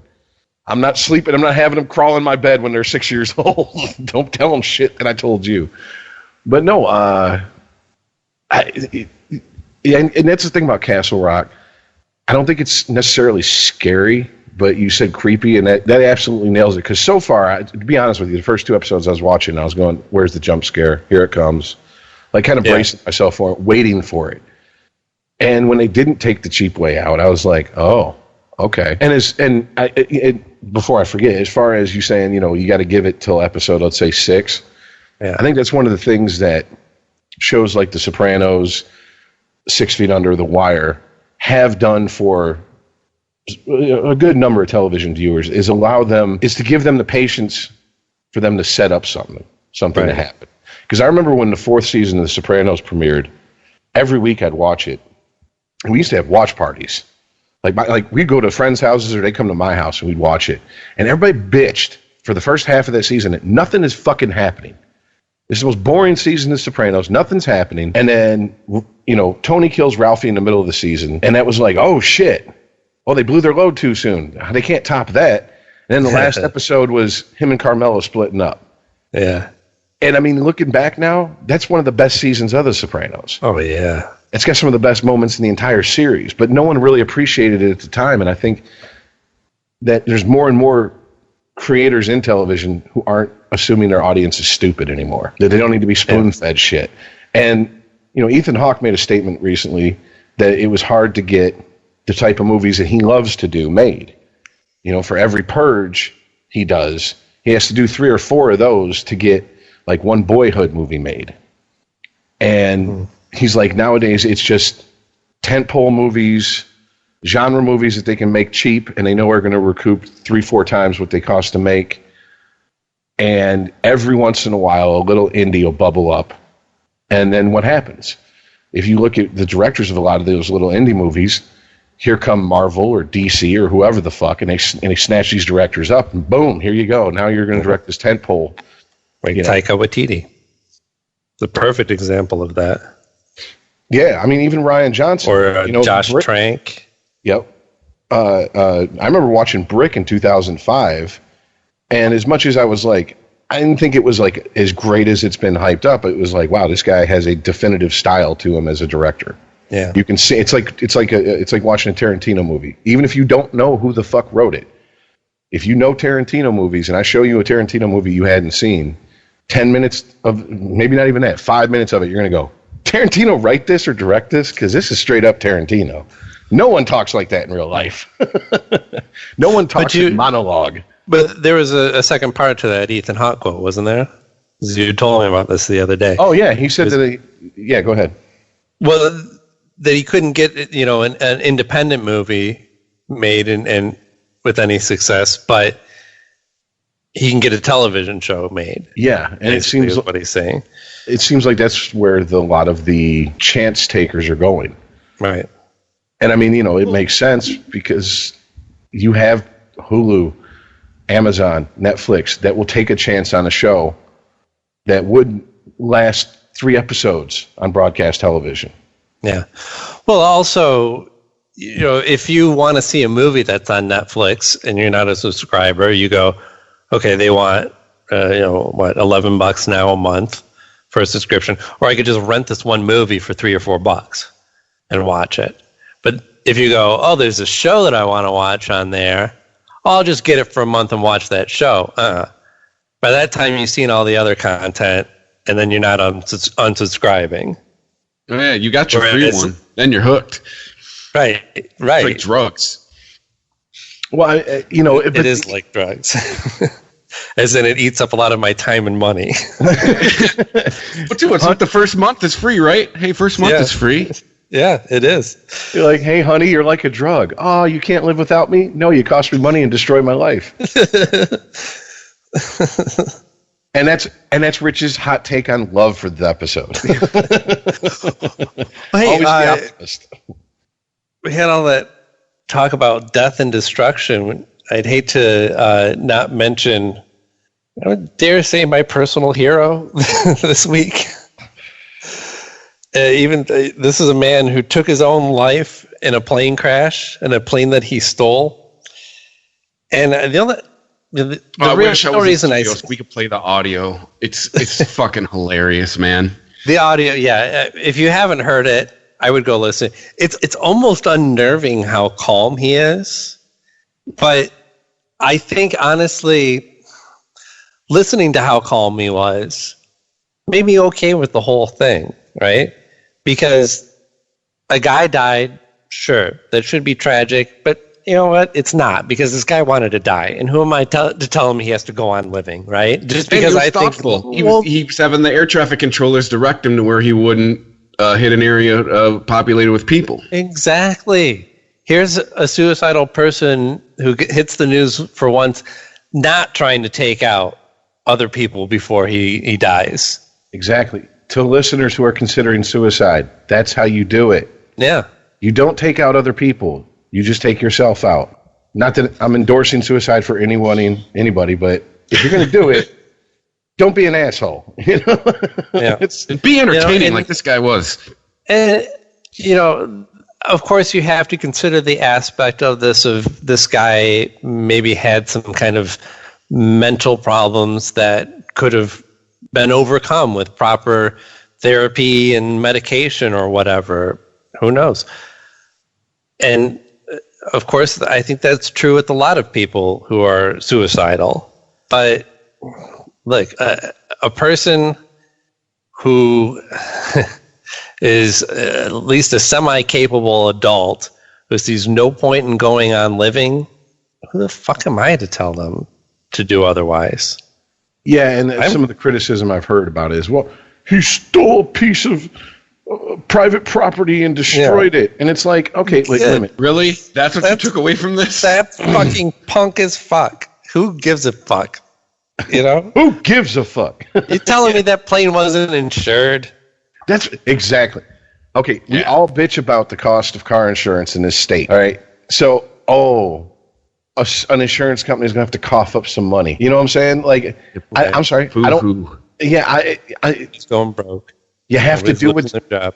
You have to do your job every once in a while. It's a damn shame, isn't it? Like you can't just be Cedric the Entertainer from Barbershop and just sit in a chair all day and pontificate. You actually got to get up and cut some hair once in a while. It's horrible. I mean, and I'm not saying that I hope that everyone who wants to commit suicide steals a plane.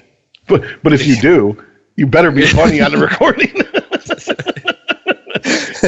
My favorite part was when he asked the air traffic controllers if he thought the plane could do a backflip. That was my favorite part. Don't you need legs to do a backflip? Like what? And he did even on the recording, he was like, talked about how he threw up in the mask because he did a barrel roll. and he asked him, he's like, how do I depressurize the cabin? Because I'm starting to get lightheaded. It's like, just... Okay, all right. Dude, once again, the thing that strikes me is that is a person, for whatever reason. I mean, obviously, there's going to be people who feel if you kill yourself, you can never be in your right mind the moment of committing to it. Mm-hmm. So I'm sure he had some underlying issues, and it's probably going to come out, and there's going to be people that they're going to want us to feel bad for laughing about the situation, and I'm going to laugh at them. That's why I'm happier than them. But, I mean... he was absolutely at peace with that decision to be that calm, knowing what he was going to do. I mean, that is, I don't know, like, right. I've said many times, I've watched family members and taken care of family members who've wasted away and died. I won't go that route. But I don't know if at the moment I could be that calm and cavalier about it. Mm-hmm. And cracking jokes, Be like the guy in Heathers, like stick a bomb up a lion's butt and ride them both off a cliff.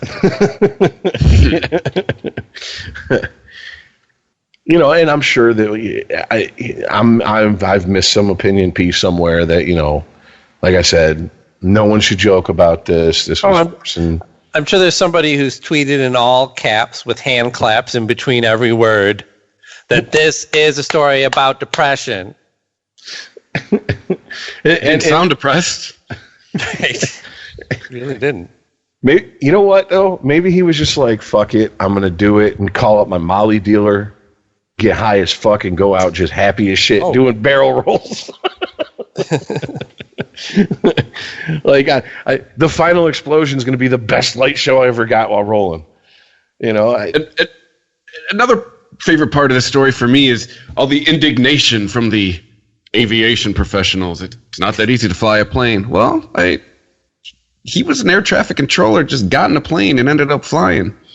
Yeah, maybe it is. Well, really, I guess the only hard part is landing. Yeah, landing's been described to me by pilots as a controlled crash. So you want to control it as much as possible. And then I'm like, so what happens when you're in the air? And they're like, oh, if you're an airline pilot, yeah, you put that shit on autopilot. And I'm like, oh, okay. So it's not like the movie Flight with Denzel Washington? And they're like, no, it's a fucking movie. Why? Was Mike Clark always say the plane wants to fly, it wants to stay in the air? You're like, how many snakes have you found on your planes?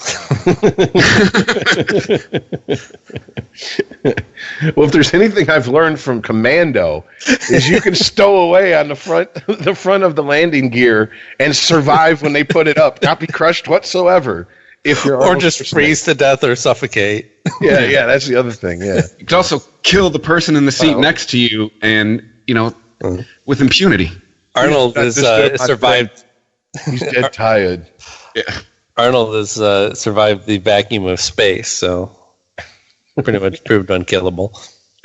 Oh, God. Thank you for reminding me that. And his eyes are bulging out. Right. I'm like, okay, maybe he could survive, but his eyes would go back into his head? What? I recently rewatched that, and I was like, oh, boy. I thought this was the shit when I was a kid. This does not hold up. Looking at him now, it's like, oh shit, he looks like Large Marge from Pee-wee's Big Adventure. He looks like those squeeze toys we had as a kid. You'd squeeze it and the eyes would pop out. And then you'd let it go and they come back. Yeah. And like the whole Quato coming out of the dude's chest. And it's like, oh man, that really doesn't hold up, does it? No. Like the chick with the 3 tits holds up better than anything in that movie.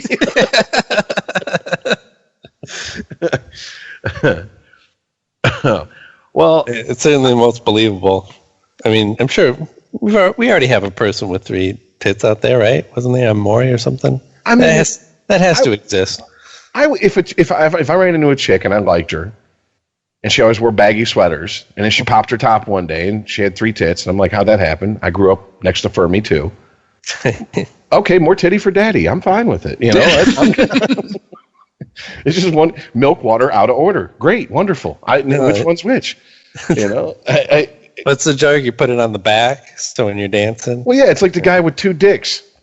Like, what chick is she might be shocked at first, but then she's gonna be like, there's some possibilities here. It's like you never have too much titty, never have too much dick.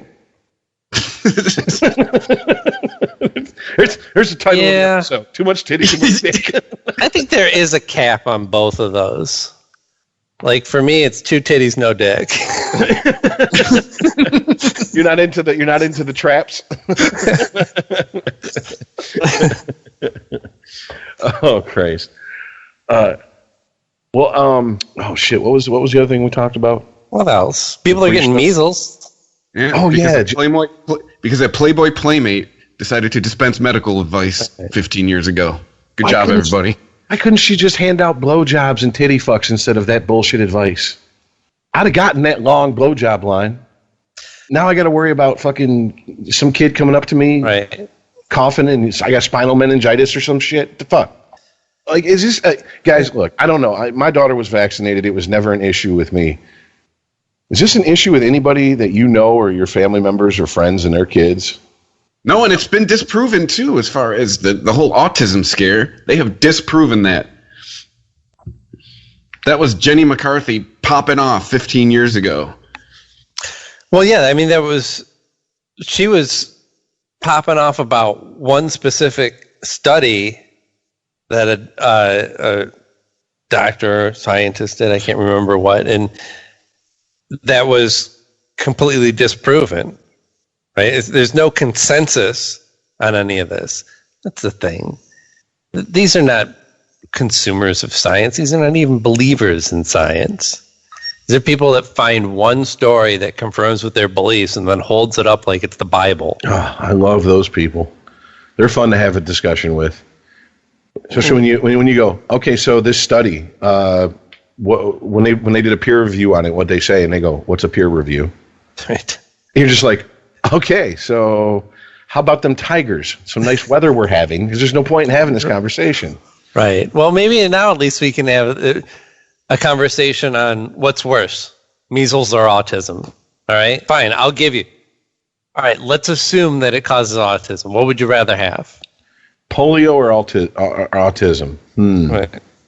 I'll see patterns and be socially awkward versus crippled.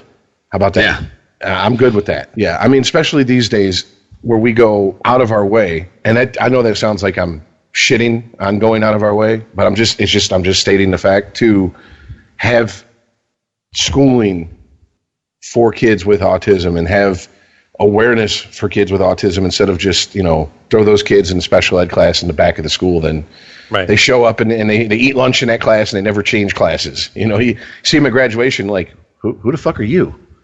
I never saw you in 4 years going to the school. It's not like it was even when we were kids. So, I mean, that gets into the whole, Jesus Christ, when did we start taking scientific advice from people who take their clothes off for a living? Last decade. Yeah. She's hot. And if I want, if I want makeup tips, if I'm going to dye my hair blonde and what shade goes with my an autumn or whatever the fuck. Yes, Jenny McCarthy, tell me about it. But who the fuck? What gets half hard? She's my first, consultant. Yes, who the fuck? What does Chris Hardwick's dick taste like? Yes, exactly. But who the fuck goes, I'm going to turn on the internet. I have the world of knowledge at my fingertips. What does Jenny McCarthy say about vaccinations? Right. Well, but you can't discredit her because she has an autistic child. I mean, it's like going to a mother who lost a child to cancer and saying, any ideas on how to cure this cancer stuff? We're out. We haven't found any cures yet. We just thought maybe you'd have a... what the fuck is she supposed to know? You want to ask her opinion on how to handle having a kid that's autistic? Perfect. That's your job. Go out there and talk to people about parenting an autistic child and how to make their lives better, how to communicate with them.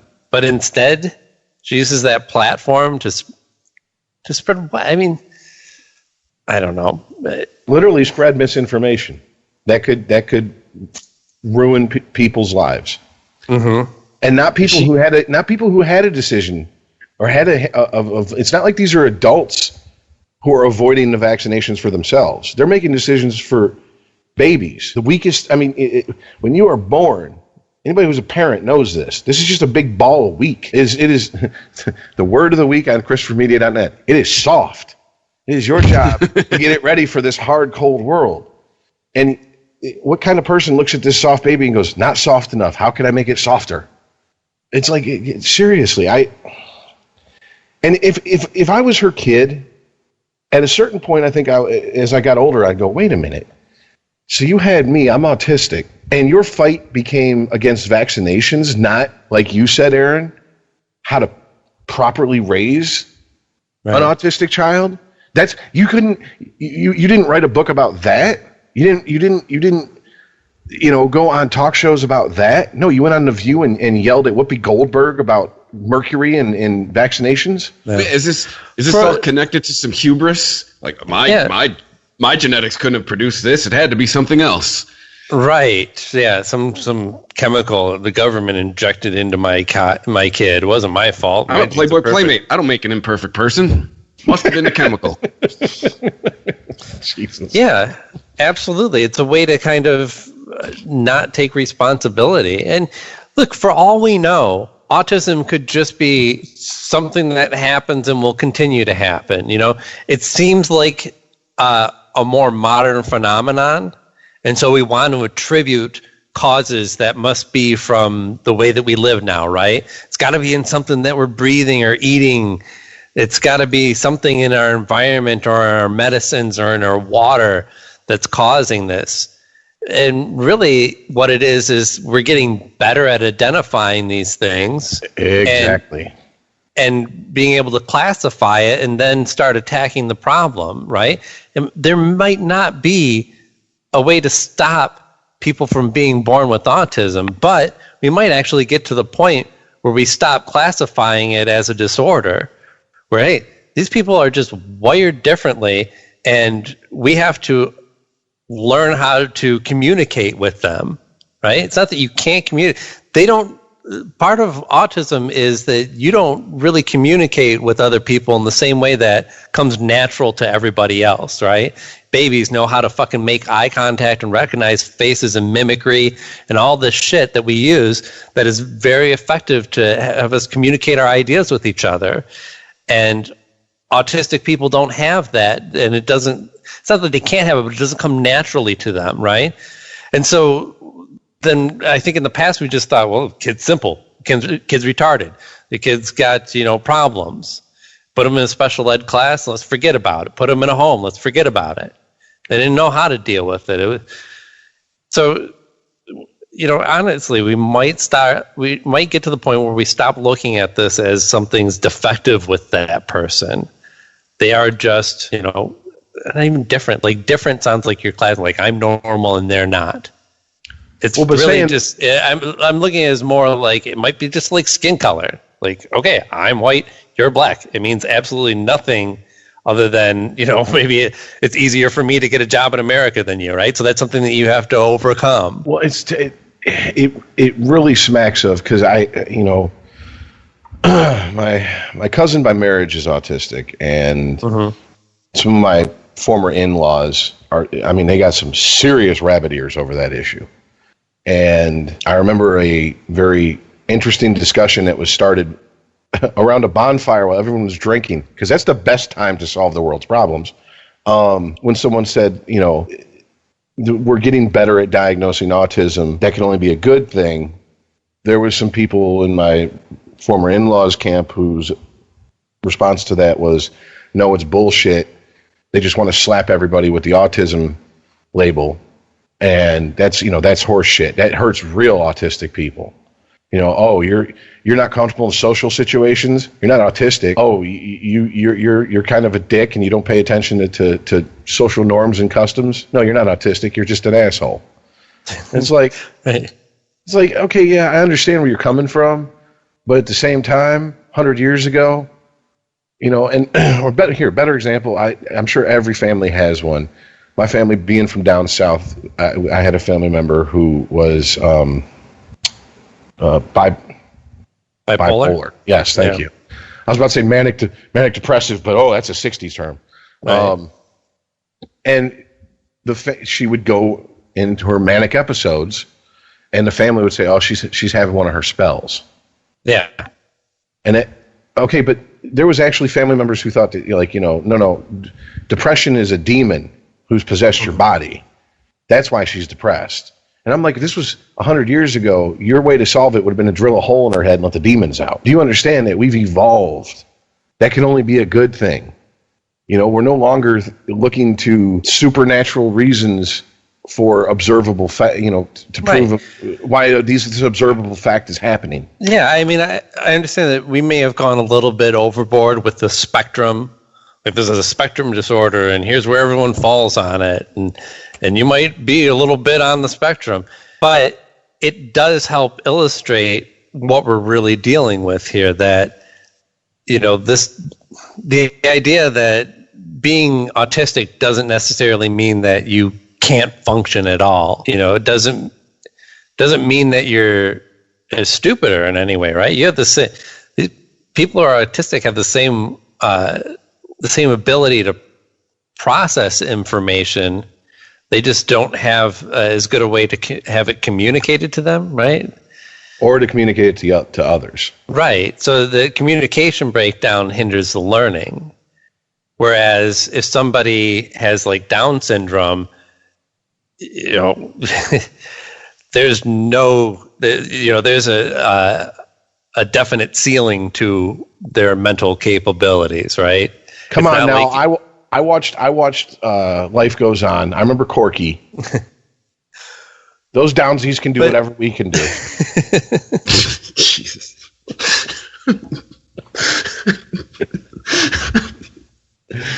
But, okay, yeah, I mean, we can end the show now. I got Chris to crack up for Genuinely once. Downsies.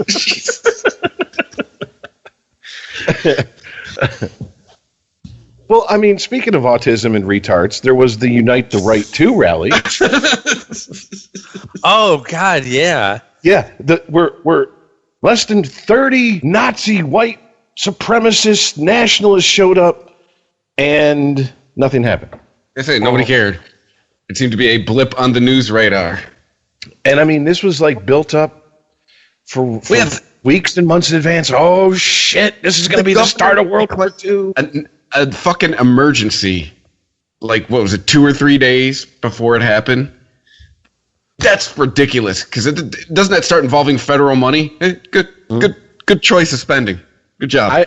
I literally did something that I didn't know I could do. I watched live streaming footage on YouTube from multiple sources, whether it be, just someone recording with their phone streaming to YouTube, or it be an actual news agency of this horrible rally that there was going to be thousands of Nazis and it was going to start Civil War Part 2.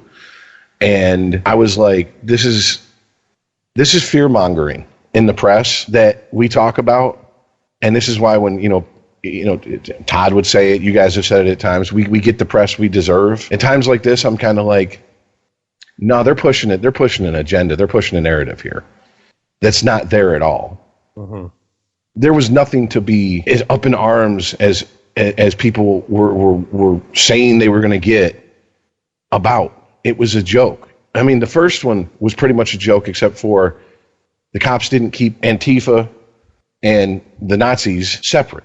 They did this time. And what happened? The Nazis marched for a while and said, well, that's right. It. We said our piece later. And Antifa got pissed off because there was nothing there was no one to fight, so they started attacking people in the crowd.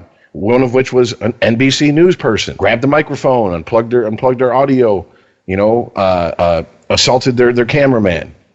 And it's like, where's that story at? Because the one thing I'm really sick of, just Donald Trump should never have said there's good people on both sides. What he should have said is there's a bunch of assholes on both sides.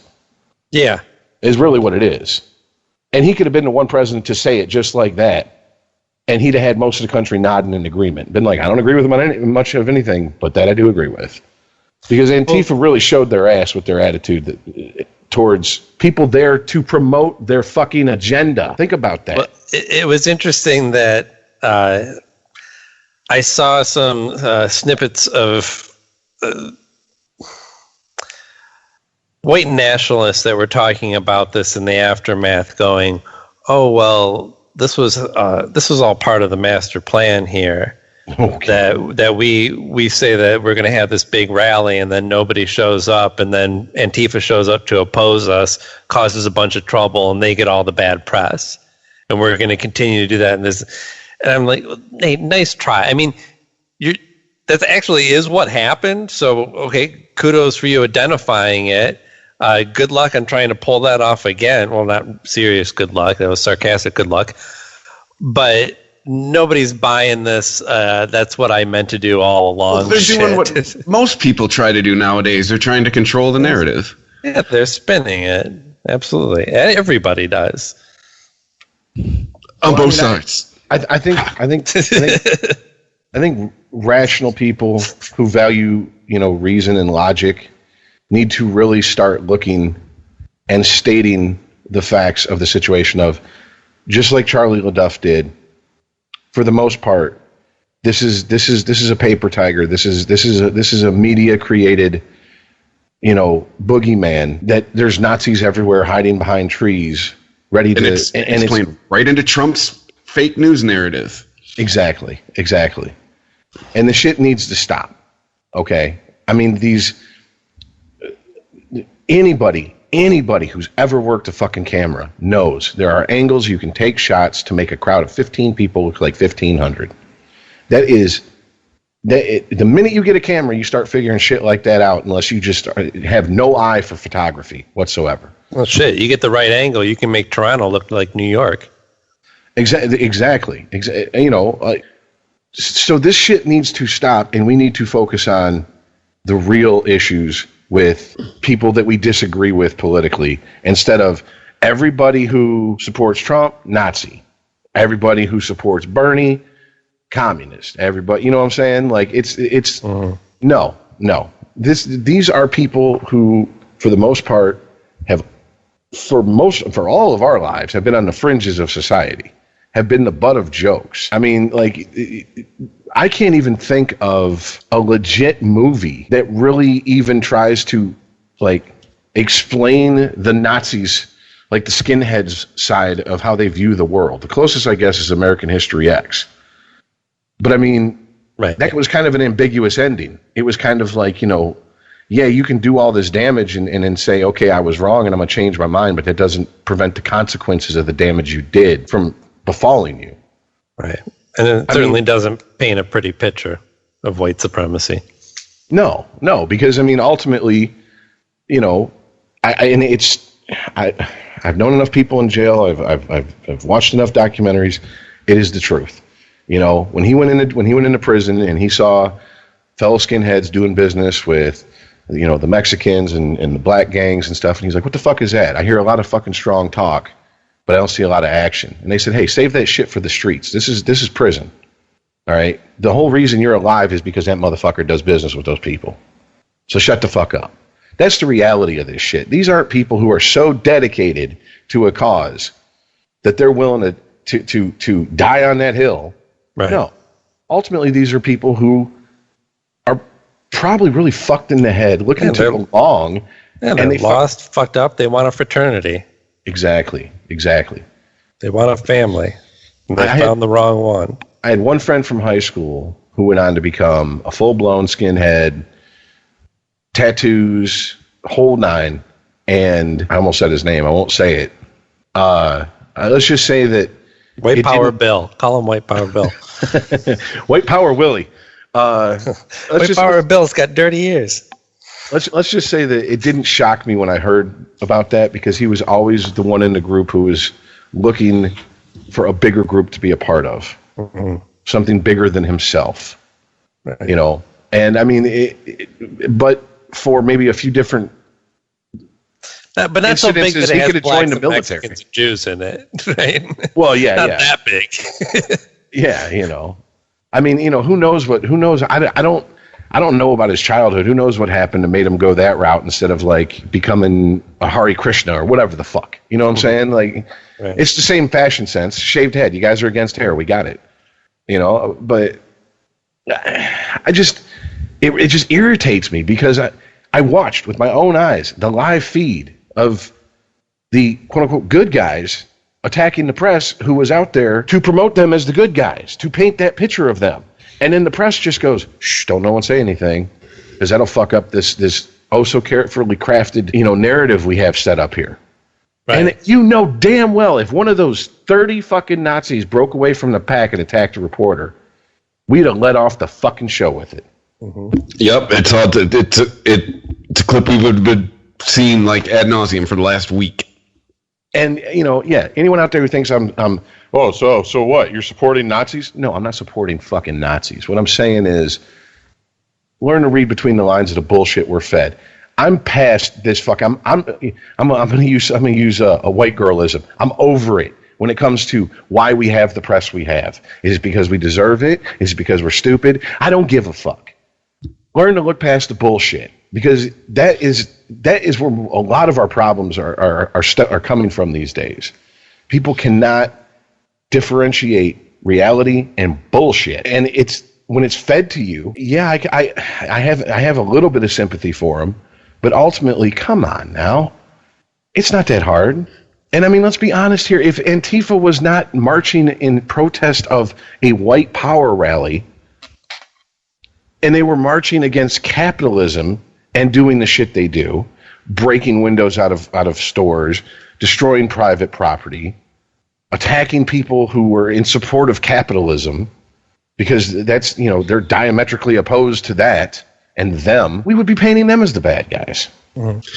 So I think, Rich, you are invoking Judge Judy when you're saying, stop peeing on my leg and telling me it's raining. It's exactly. And I mean, I hope this is just, and it's, I'm going to be, my hopes are going to be dashed against the rocks, but whatever. I hope that this is just, some people watched it and took away from it, wow, I'm getting fed a lot of bullshit here. Like, I'm being told to be afraid of my shadow, and my shadow is pretty fucking benign. I'm not going to walk out of my house and be accosted by, roving Nazi rape gangs. And they're not going to force us into concentration camps. Right. Rich, that's just your white privilege talking. Right. I mean, they gathered in, like you said, less than 30 people. Like, at any given point in the world, there's more furries getting together than that. Yeah. More furries getting together right now than that. As we talk, I could probably call one and put him on the phone. As long as he ain't work.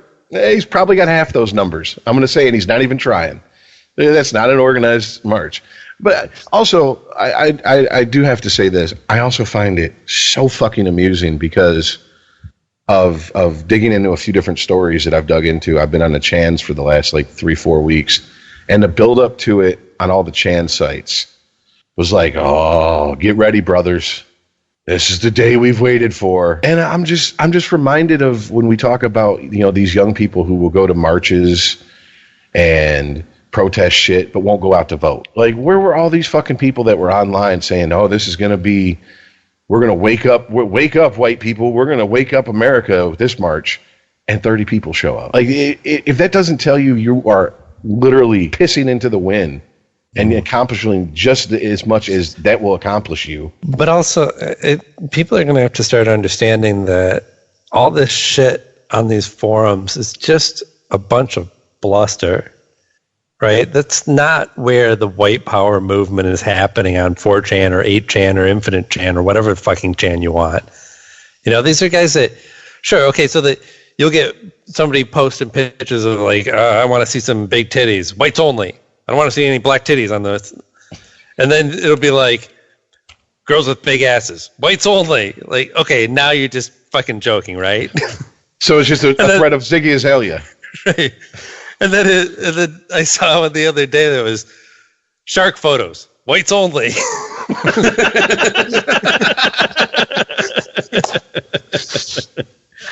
Don't bring them half-breed hammerheads in here. I mean, sure, language can be it can be harmful, if it and you can't really discredit it and say, oh, it's just words but this is a bunch of kids blowing off steam about something that they know nothing about, right? Most of these people are eventually going to get real jobs and come across the diversity of people and go, God, I was a fucking idiot when I was a kid. This is some dumb shit, right? These are not people who are actually going to get off their asses and do anything to make this country more white. No, I mean they even have a name for them. On preserve its culture. They even have a name for them. The regulars who are there, year round, have a name for the people that show up in the summer. And it's good. The summer fags are showing up. Yep. School's out. Okay, we're gonna have a bunch of edgy teenagers show up and white power, and they're gonna I posted white power anonymously. I'm part of the resistance. No, you're just a fucking 14-year-old idiot. Whatever. Yeah, you're like James Gunn and his fucking tweets back in the day. You're just trying to stir shit up. Now I will say, and I get the feeling that it was under. I'll come back to that. I will say that there are an element of people on those sites who are legit and are motivated and do have the know-how to stir the shit pot. Yes. And that goes back to the people. I'm not saying that they don't exist. Absolutely. I agree with you. Yeah, those are the people that are digging up tweets, that are using, I don't know. I would say the social justice warrior tactics against their perceived own kind. You know what I'm saying? Those people that went after James Gunn, went after the guy from Rick and Morty, and et cetera, et cetera. And now those people, if you want to go and shrug your shoulders and go, it's just the internet, who gives a shit? I mean, that's fine. But just remember, they're just starting with celebrities and high visibility people. You piss off the wrong person and they're petty enough and they dig up something via, internet time machine that you posted on MySpace or Friendster or some shit when you were drunk at 3 a.m. and thought you were being funny. And there goes your job. Right. They already have a press primed for these types of stories. Exactly. So they'll get national attention. So-and-so said this about whoever, what minority or babies or something. And then there goes your job. Yeah. I mean, so far it's been mostly high profile people, but once again, this is just the beginning of it. This is just the opening shots that these people are taking. And here's the thing: the shots are landing. If they were just missing a target, and James Gunn was never fired, and the guy from Rick and Morty was never, there's not all this pressure to drop that show, which, by the way, is not happening because that's a gold mine for Adult Swim and Cartoon Network. Oh yeah. He mimed fucking a plastic baby 10 years ago. Bring me some video of him fucking a real one, and then we'll talk about how we're going to cut down Rick and Morty's next season. That's what's going to take, because I've said it many times on this show. Until you get caught with your dick in a baby, if you produce people money, pretty much you can get away with murder, almost literally. And if you fall on the Alex Jones side, Hillary gets away with it literally all the time. So. But Alex Jones got a 1 week timeout on Twitter. Yeah. Wait, so okay. I'm sure he'll learn his lesson. What exactly? Because I saw something about it and then I got sidetracked and I didn't follow up on the article. Well, he got reported I'm sure he gets reported by numerous people, especially since he was banned from other social media platforms. But I guess one of the reports that Twitter actually found to violate their policy. I don't remember exactly what the tweet was, but probably had something that basically if you're like overtly violent toward a protected class, that's how you get banned on Twitter. I actually reported somebody the other day for talking about getting rapey. Don't be a tattletale. Just let him be an idiot. Now, this guy said that if he takes a girl out and spends money on her, he's expecting sex, and she's trying to hold out, then that's when he's going to get rapey. See, I'm sorry, I'm laughing. I know I'm going to hell, but whatever. I got the express elevator, and it's gold plated, and it's got my name on it. And Satan's the elevator operator. But here's the thing: that's a bad take on an old stand-up bit. Okay. I mean, it really is. It's because, I'm summarizing it bad. Like, I read it, and it was definitely did not come off like a joke. It had no humor in it whatsoever. But that's the thing. It's text. It was a statement of fact. But it's the thing you don't know that because it's text. It's something written down. There's no inflection. You can't tell if the person's joking. It could have just been a very, very bad joke. Humor doesn't come across in text like it should a lot of times. I mean, it doesn't happen to most of us all the time when we text somebody. You're joking, but they may not take what you just typed as a joke. Oh, yeah. That's why I call. You got to hear my voice because you're not getting the context of what I mean when I say it half the time. I mean, look, man, whatever. Right. Okay, but if it comes across as not a joke to everyone who reads it... then is it really a joke? I mean, look, here's my take on that, and it might be an interesting subject to mind for a couple minutes because I don't think we've really ever talked about it. I come from the old forum days where it was the Wild West, where most forums, if there was a moderator, it was literally to keep anything illegal in the country where that forum was hosted off of it, so they could keep it going. So you can't post child porn or shit like that, and pretty much anything else went. And I've always came down on the side of I'm not reporting shit because I've seen too many people say dumb shit and get run off by online communities. And there's various methods to run people off without even hitting a report button. You know, there's shunning them completely. There's block button kids. There's blocking them to where they're almost literally talking to themselves or new people who have no idea who the fuck they are and why they're so angry and pissed off. You know, there's just outright, attacking them to the point where unless that person is literally online just to argue, and that is what gets their jollies off, most people won't put up with that for too long. They'll finally just fucking throw the towel in and say, I can't even post "It's a beautiful day out" with having 40 guys call me a faggot. You know, and I've seen it, you know, and so I don't report shit. Like, I've seen shit on Facebook. Now, I guess child porn would be the one thing that crosses the line. If I saw someone post child porn online and on social media or a forum where I knew if I was hitting the report button, it was going to go to somebody who could do something, I would do that. Or, you know, proof of an actual crime. I mean, if a guy posted pictures of a chick who's beaten and bloody and unconscious and her panties around her ankles and he goes, I bought this bitch dinner and she didn't put out, so I just took it. Yeah, I'm hitting the report button. But besides that, I don't know. It just seems, it's tattletale-y. It's, you know, I didn't like what he said. And, well, I don't like what a lot of people say. It's the year of the narc. I mean, I understand it, but... Like, that's the thing. With that guy's comment, nobody was directly threatened. You know, it was kind of a blanket statement. You know, he didn't directly threaten a person. So it's like, whatever, you're an asshole. Welcome to the block button. Well, I mean, there is an internet rule that a lot of people need to learn, that the longer you've been on the internet and in the more seedy parts of the internet, you learn quick, which is the first one to get mad loses. That's really the unwritten rule of the internet, because 99% of what you read or is being said to you by someone who's not a friend, who you don't know personally, who's fucking with you, is just to get a rise out of you. And if you give them that rise, you're giving the prick the satisfaction, because I got a response. And it's just going to encourage it more and more. I mean, just because they block one Twitter account doesn't mean he can't start up another one anonymously and come in and start the shit all over again.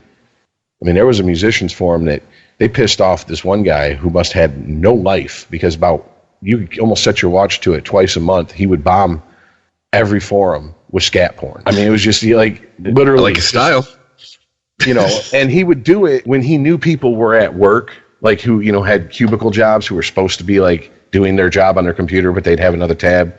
And then, you know, people were complaining that I'm sitting at work and I go to look at a tab and I hit refresh. There's a chick getting a fucking log shit in her mouth. And, you know, of course, here come people go, well, if you're at work, what the fuck are you on this forum for? You know, and then all that shit would start. So I don't know. I mean, ultimately, if you found no problem doing it, I mean, I guess more power to you. But I don't know. Like I said, it comes off tattletale-y. Well, I mean, I tried to find the actual tweet and it's been removed. Shocking. But if you look at this, because you tattled on him, Aaron. This guy's Twitter feed is nothing but hateful misogyny. So what? So? Wait a minute. Freedom of expression. Hold on a sec, though. Quick question. Wait. No. Is this a? Well, no. I need this for context. Is this guy like a verified poster, or is he just some random guy? He's not verified. Okay. So this isn't like a comedian whose shtick is I'm an insensitive misogynist. No, not by any means. Okay. All right. Well, look, Twitter has rules, right? It's not a completely open and free platform. They have rules for conduct for their platform. They have a system for which people can report things that they think might break those rules. I took advantage of that. And I'm not making a decision to remove them from Twitter. I can't make that decision. No, I understand. And I can say, wow, this tweet is really gross and I think crosses the line. I guess my thing is it seems like in my experience, be it social media or a forum, is that you have, when it starts off, you have people who post provocative shit just for the sake of doing it. Then you have people who report it for whatever reason. And you have people who are like hesitant to report stuff, but if they post something and it gets, someone takes exception to it and they get reported, they turn into a reporter. Now everyone's reporting everybody else. And Twitter cracks down, or whatever, the forum cracks down, and, they got 18 million moderators overnight, and now no one can say shit, and worse yet, you post something that has to get approved before it even gets put up. So you can't have a real-time conversation with people. I've seen, like, large communities online get ruined by bullshit like that, and I just believe that the person I want to believe this, the person posting that was like, that's what I was there for. I've ruined everyone's good time.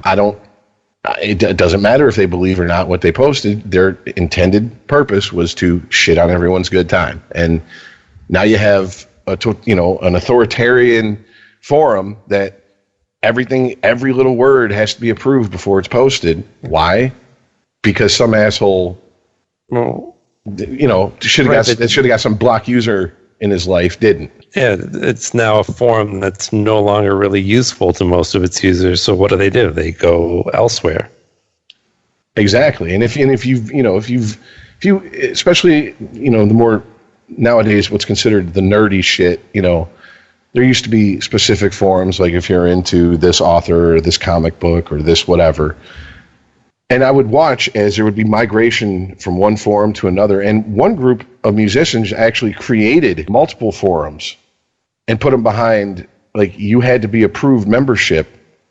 And, one of the rules was, if we see any cut and paste of anything posted in these forums on any other forum, you're gone, period, end of story. And, I mean, that's how bad it became. And it was like, okay, we had an online community of musicians who were helpful. A lot of them were assholes, but that goes with the territory. But for the most part got along. Now everyone's like behind these walled off forums and there's all these rules and shit. And that just, I don't know. I mean, it just rubs my real libertarian streak the wrong way. I don't know. And my new favorite thing on Twitter, and I say it with a huge dose of sarcasm, is this tweet may contain potentially sensitive material and has been, you have to click on it to see what it says. Because now Twitter is deciding, what is too sensitive for you to see. Well, no, I mean, it's just giving you a warning. It's not deciding. Wait a minute, that's new to Twitter? That's been on Facebook like that for years now. It showed up within the last 6 months. Well, that's relatively new. I think it's been longer than that. If you look at the replies to something and scroll all the way down, you usually find a button at the end that says, these tweets may contain offensive language or something like that. And you click on it and someone's, saying ass or something stupid, usually. Like the ones I'm thinking of is like, you're on Facebook, you're scrolling down and it has like an opaque window over the picture or video and it says contain objectionable content. Click if you choose to see this, and you click it and it's like some idiot doing that stupid Kiki challenge, getting out of their car, dancing in the middle of the street, and they get hit by a car or something. And then even then, half the time I'm like, is this fake or real? I don't know. Who knows? Challenge? The Kiki challenge. Oh, you haven't heard about this? This is a Kiki challenge. Apparently Drake has a song, Kiki, Do You Love Me? Or something. Is it the one where he gets out of his car while it's running? Yeah, and he's runs like alongside of it. Yeah, I saw some idiots doing that. Yeah, and there was I just saw the video today, and I saw the follow-up video, but this blonde chick got out and she's dancing, and this car hits her, and that's where the video ends. And I'm like, okay, that's got to be fake, right? The follow-up video is her on a gurney, fucked up, with a bunch of EMTs next to her, and I'm like, oh, that shit was real. She really got hit by that car. There you go. That's the compassion that we're known for here at Unregimented. I said it in the chat, and I'll say it here. That is nature taking out the trash. Yeah, that's doing some dumbass shit. I don't have sympathy for people who, car surf and then fuck themselves up. Yo, dog, ghost riding the whip is my birthright, yo. I don't know what you talking about, homie. I grew up in the hard streets of Wixom. you know, and I got gangbanged between AV Club and Yearbook. I don't know what you're talking about. If you can't figure out on your own that that's dangerous and life-threatening behavior that you're partaking in, then you're just muddying up the rest of our gene pool that we have going on here. Right. If we have a system that protects people like you, then we have no hope for the human race in the long term. Just a big old dollop of bleach in the gene pool. Just let's clean this petri dish up. All right. Everybody with room temperature IQs, you're out. Get out of here. Well, no, but it's like the fucking, oh my God, this challenge. The boiling water challenge. First of all, why is everything a challenge now? But idiots were boiling water and pouring it over their head, and then screaming while they're being videotaped and posted. And I hope they got third-degree fucking burns. And I'm like, okay, what does that? First of all, you're not famous for doing it. If it's a challenge and everybody's doing it. Right. Second of all, welcome to looking like Freddy Krueger's nutsack for the rest of your life. And third of all, do you need directions on a shampoo bottle? Right. Are you the one person that's there for? I'm pretty sure you're being trolled. I mean, that's the thing. As I watch that, I'm like, I hope these are fake. Oh, no, not you. The person who is quote unquote participating in the challenge. Yeah, and somebody at the creation of that challenge was going, what's the dumbest thing we could get people to do by calling it a challenge? I mean, when we were in grade school, we used to do shit like bloody knuckles or fucking rubbing the eraser on the back of your hand until you got a scab or some stupid thing that would prove, I don't know what it was supposed to prove, that you were manly. The pass out game. That was just to get you high. Yeah, you're out of weed. You got to do what you got to do. No, I know what you're saying, because I remember there was, the tough kids who smoked would go to this. Yes, kids, back in the day, you could smoke in schools. They had smoking sections for students who were underage. They go to the smoking sections and they put their forearms together and drop a lit cigarette between it and see who could take it the longest. And I'm like, yeah. If you really want to prove your manhood, why don't you just see who can take the longest dick in their ass? This is the dumbest shit I've ever seen in my life, seriously. And on top of that, you're wasting a cigarette. Those things cost money. This is nothing new. It's being not videotaped, but you know what I'm saying. Viral. Taped, put on the internet. Leave the jackassing to the guys from Jackass, Big Brother, and CKY. Leave it to those. They're good at it. They're professionals. They walk away from it more than not, often than not. It's just, oh God. But the best of it was a response video to all these challenges, and it's this guy, and he's a bigger guy, and he's wearing like a too tight camo shirt, and he's got the redneck overbent rim perched on his head with a little tuft of hair coming out underneath the bill and shit. And he's like, I'm here today to introduce a new challenge for everybody. Okay? And what you want to do is sit down, put your socks on, and put your boots on. Now get up and go to fucking work. It's called the work challenge. That's the end of it. I like it. Well, no, it's an old meme on the net too, but can we have the thinking challenge? Can we try that one? Well, I mean, it does provide. I mean, I'm thinking of one video in particular where the guy dumped the boiling water on himself, and his scream was so girly that I found myself laughing behind my hand, going, "Oh, I really should." But goddamn, he sounds straight up like a 3-year-old girl who just got skinned alive. And he's like, well, hey man, what's up? Welcome to the boiling water challenge. And then the minute that water hit him, it brought the bitch out in him. This is proof our schools are shit. All right? Isn't this like 3rd grade science? Boiling water will burn you. 3rd grade. This is 3 years old. Don't reach for the fucking stove. Yeah. You'll pull something off and burn yourself. I mean, these are the same idiots that were eating Tide Pods or snorting condoms up their nose. I didn't realize when I was about 4, my dad come home from riding his motorcycle, and he parked it, and I ran up and gave him a hug, and then I noticed the exhaust was ticking, and I went, when that one finger come out, and I went to go touch it, and he goes, boy, you touch that, you're going to burn yourself, it's hot. Don't touch that. And he went in the house, and my mom and sitting there looking out the window, and she goes, Richard, the boy's going to touch the exhaust. He goes, he'll only do it once. Yep. I didn't realize that was that was the hipster challenge. I was harbinger of all these challenges because guess what? I only did it once. Too bad no one was taping it. We could have put I had parents that took my hand when I was a kid and put it on the stove. I mean, they didn't let it sit there and sizzle, but they took it and they put it on there. So it's hot. Don't touch it. They did the same shit. They did the same shit with the Christmas tree, I guess, when I was a baby. Like, my dad said he took my hand and made me grab a handful of Christmas tree. Guess what I was a baby. Guess what I didn't do after he did that? Enjoy Christmas? Fuck with the tree. Man, fuck Santa Claus. Red suit wearing motherfucker. Yeah. No, I didn't fuck with the tree. Exactly. No, man, dude, these are grown people pouring boiling water over their heads. Grab that tree. No, it's absolutely. I mean, I remember clear as day this is like one of my first memories of, I'd figured out if you unplug a fan from the wall, it would stop. And I was so young that this was fascinating to me. And I was plugging and unplugging the fan from the wall.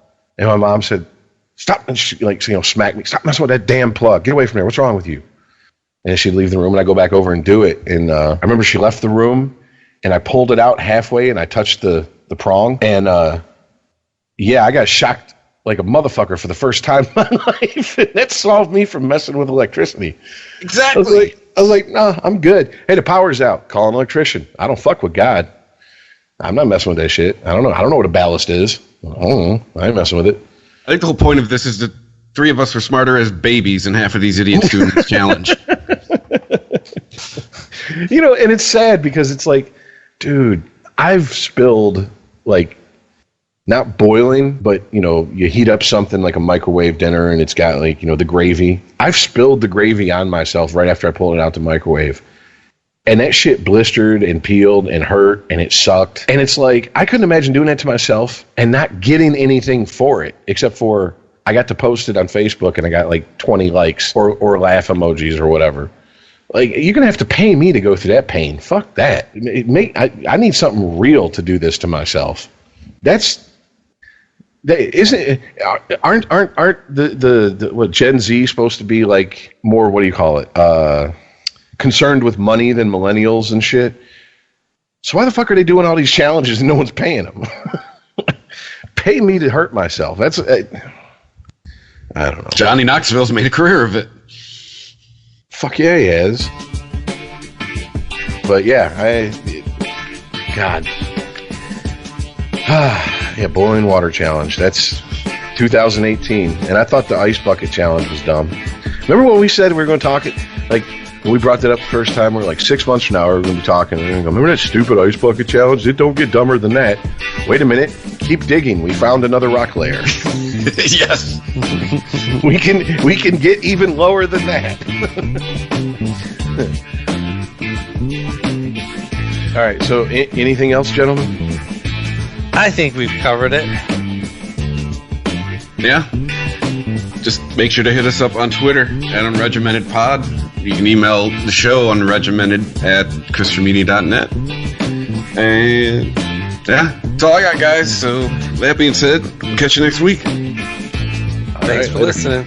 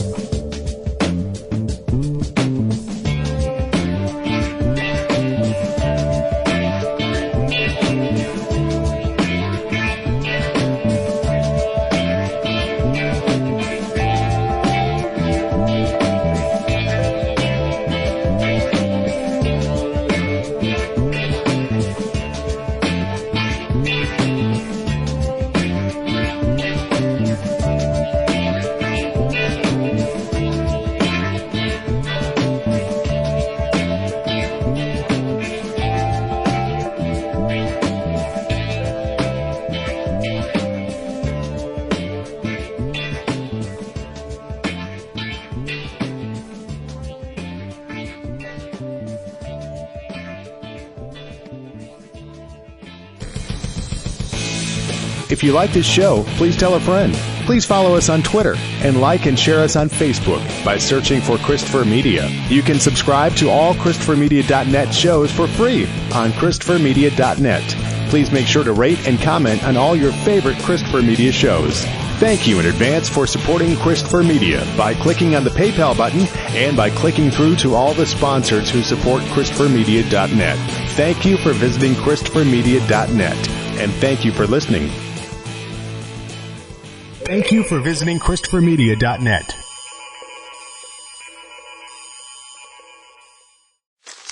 Me, but also you. The Pharaoh fast forwards his favorite foreign film, Powder Donut. Okay, what's my line? The only line I see here on the script is get options based on your budget with the Name Your Price tool from Progressive. Oh man, that's a tongue twister, huh? I'm sorry, I'm gonna need a few more minutes. Bulbous Walrus, the Bulbous Walrus. The Name Your Price tool, only from Progressive. The owl ran afoul of the comatose coxswain. Progressive Casualty Insurance Company and affiliates. Price and coverage match limited by state law. Of all the streaming services out there, only one is different. Discovery Plus. It's the greatest collection of real-life entertainment on the planet. 55,000 episodes of food, love, true crime, home, from networks like TLC, HGTV, and tons more. Yes! With stars like Chip and Jo, an exclusive new series from 90 Day Fiancé, all in one place. Bam! Discovery Plus. Stream now. Stream what you love.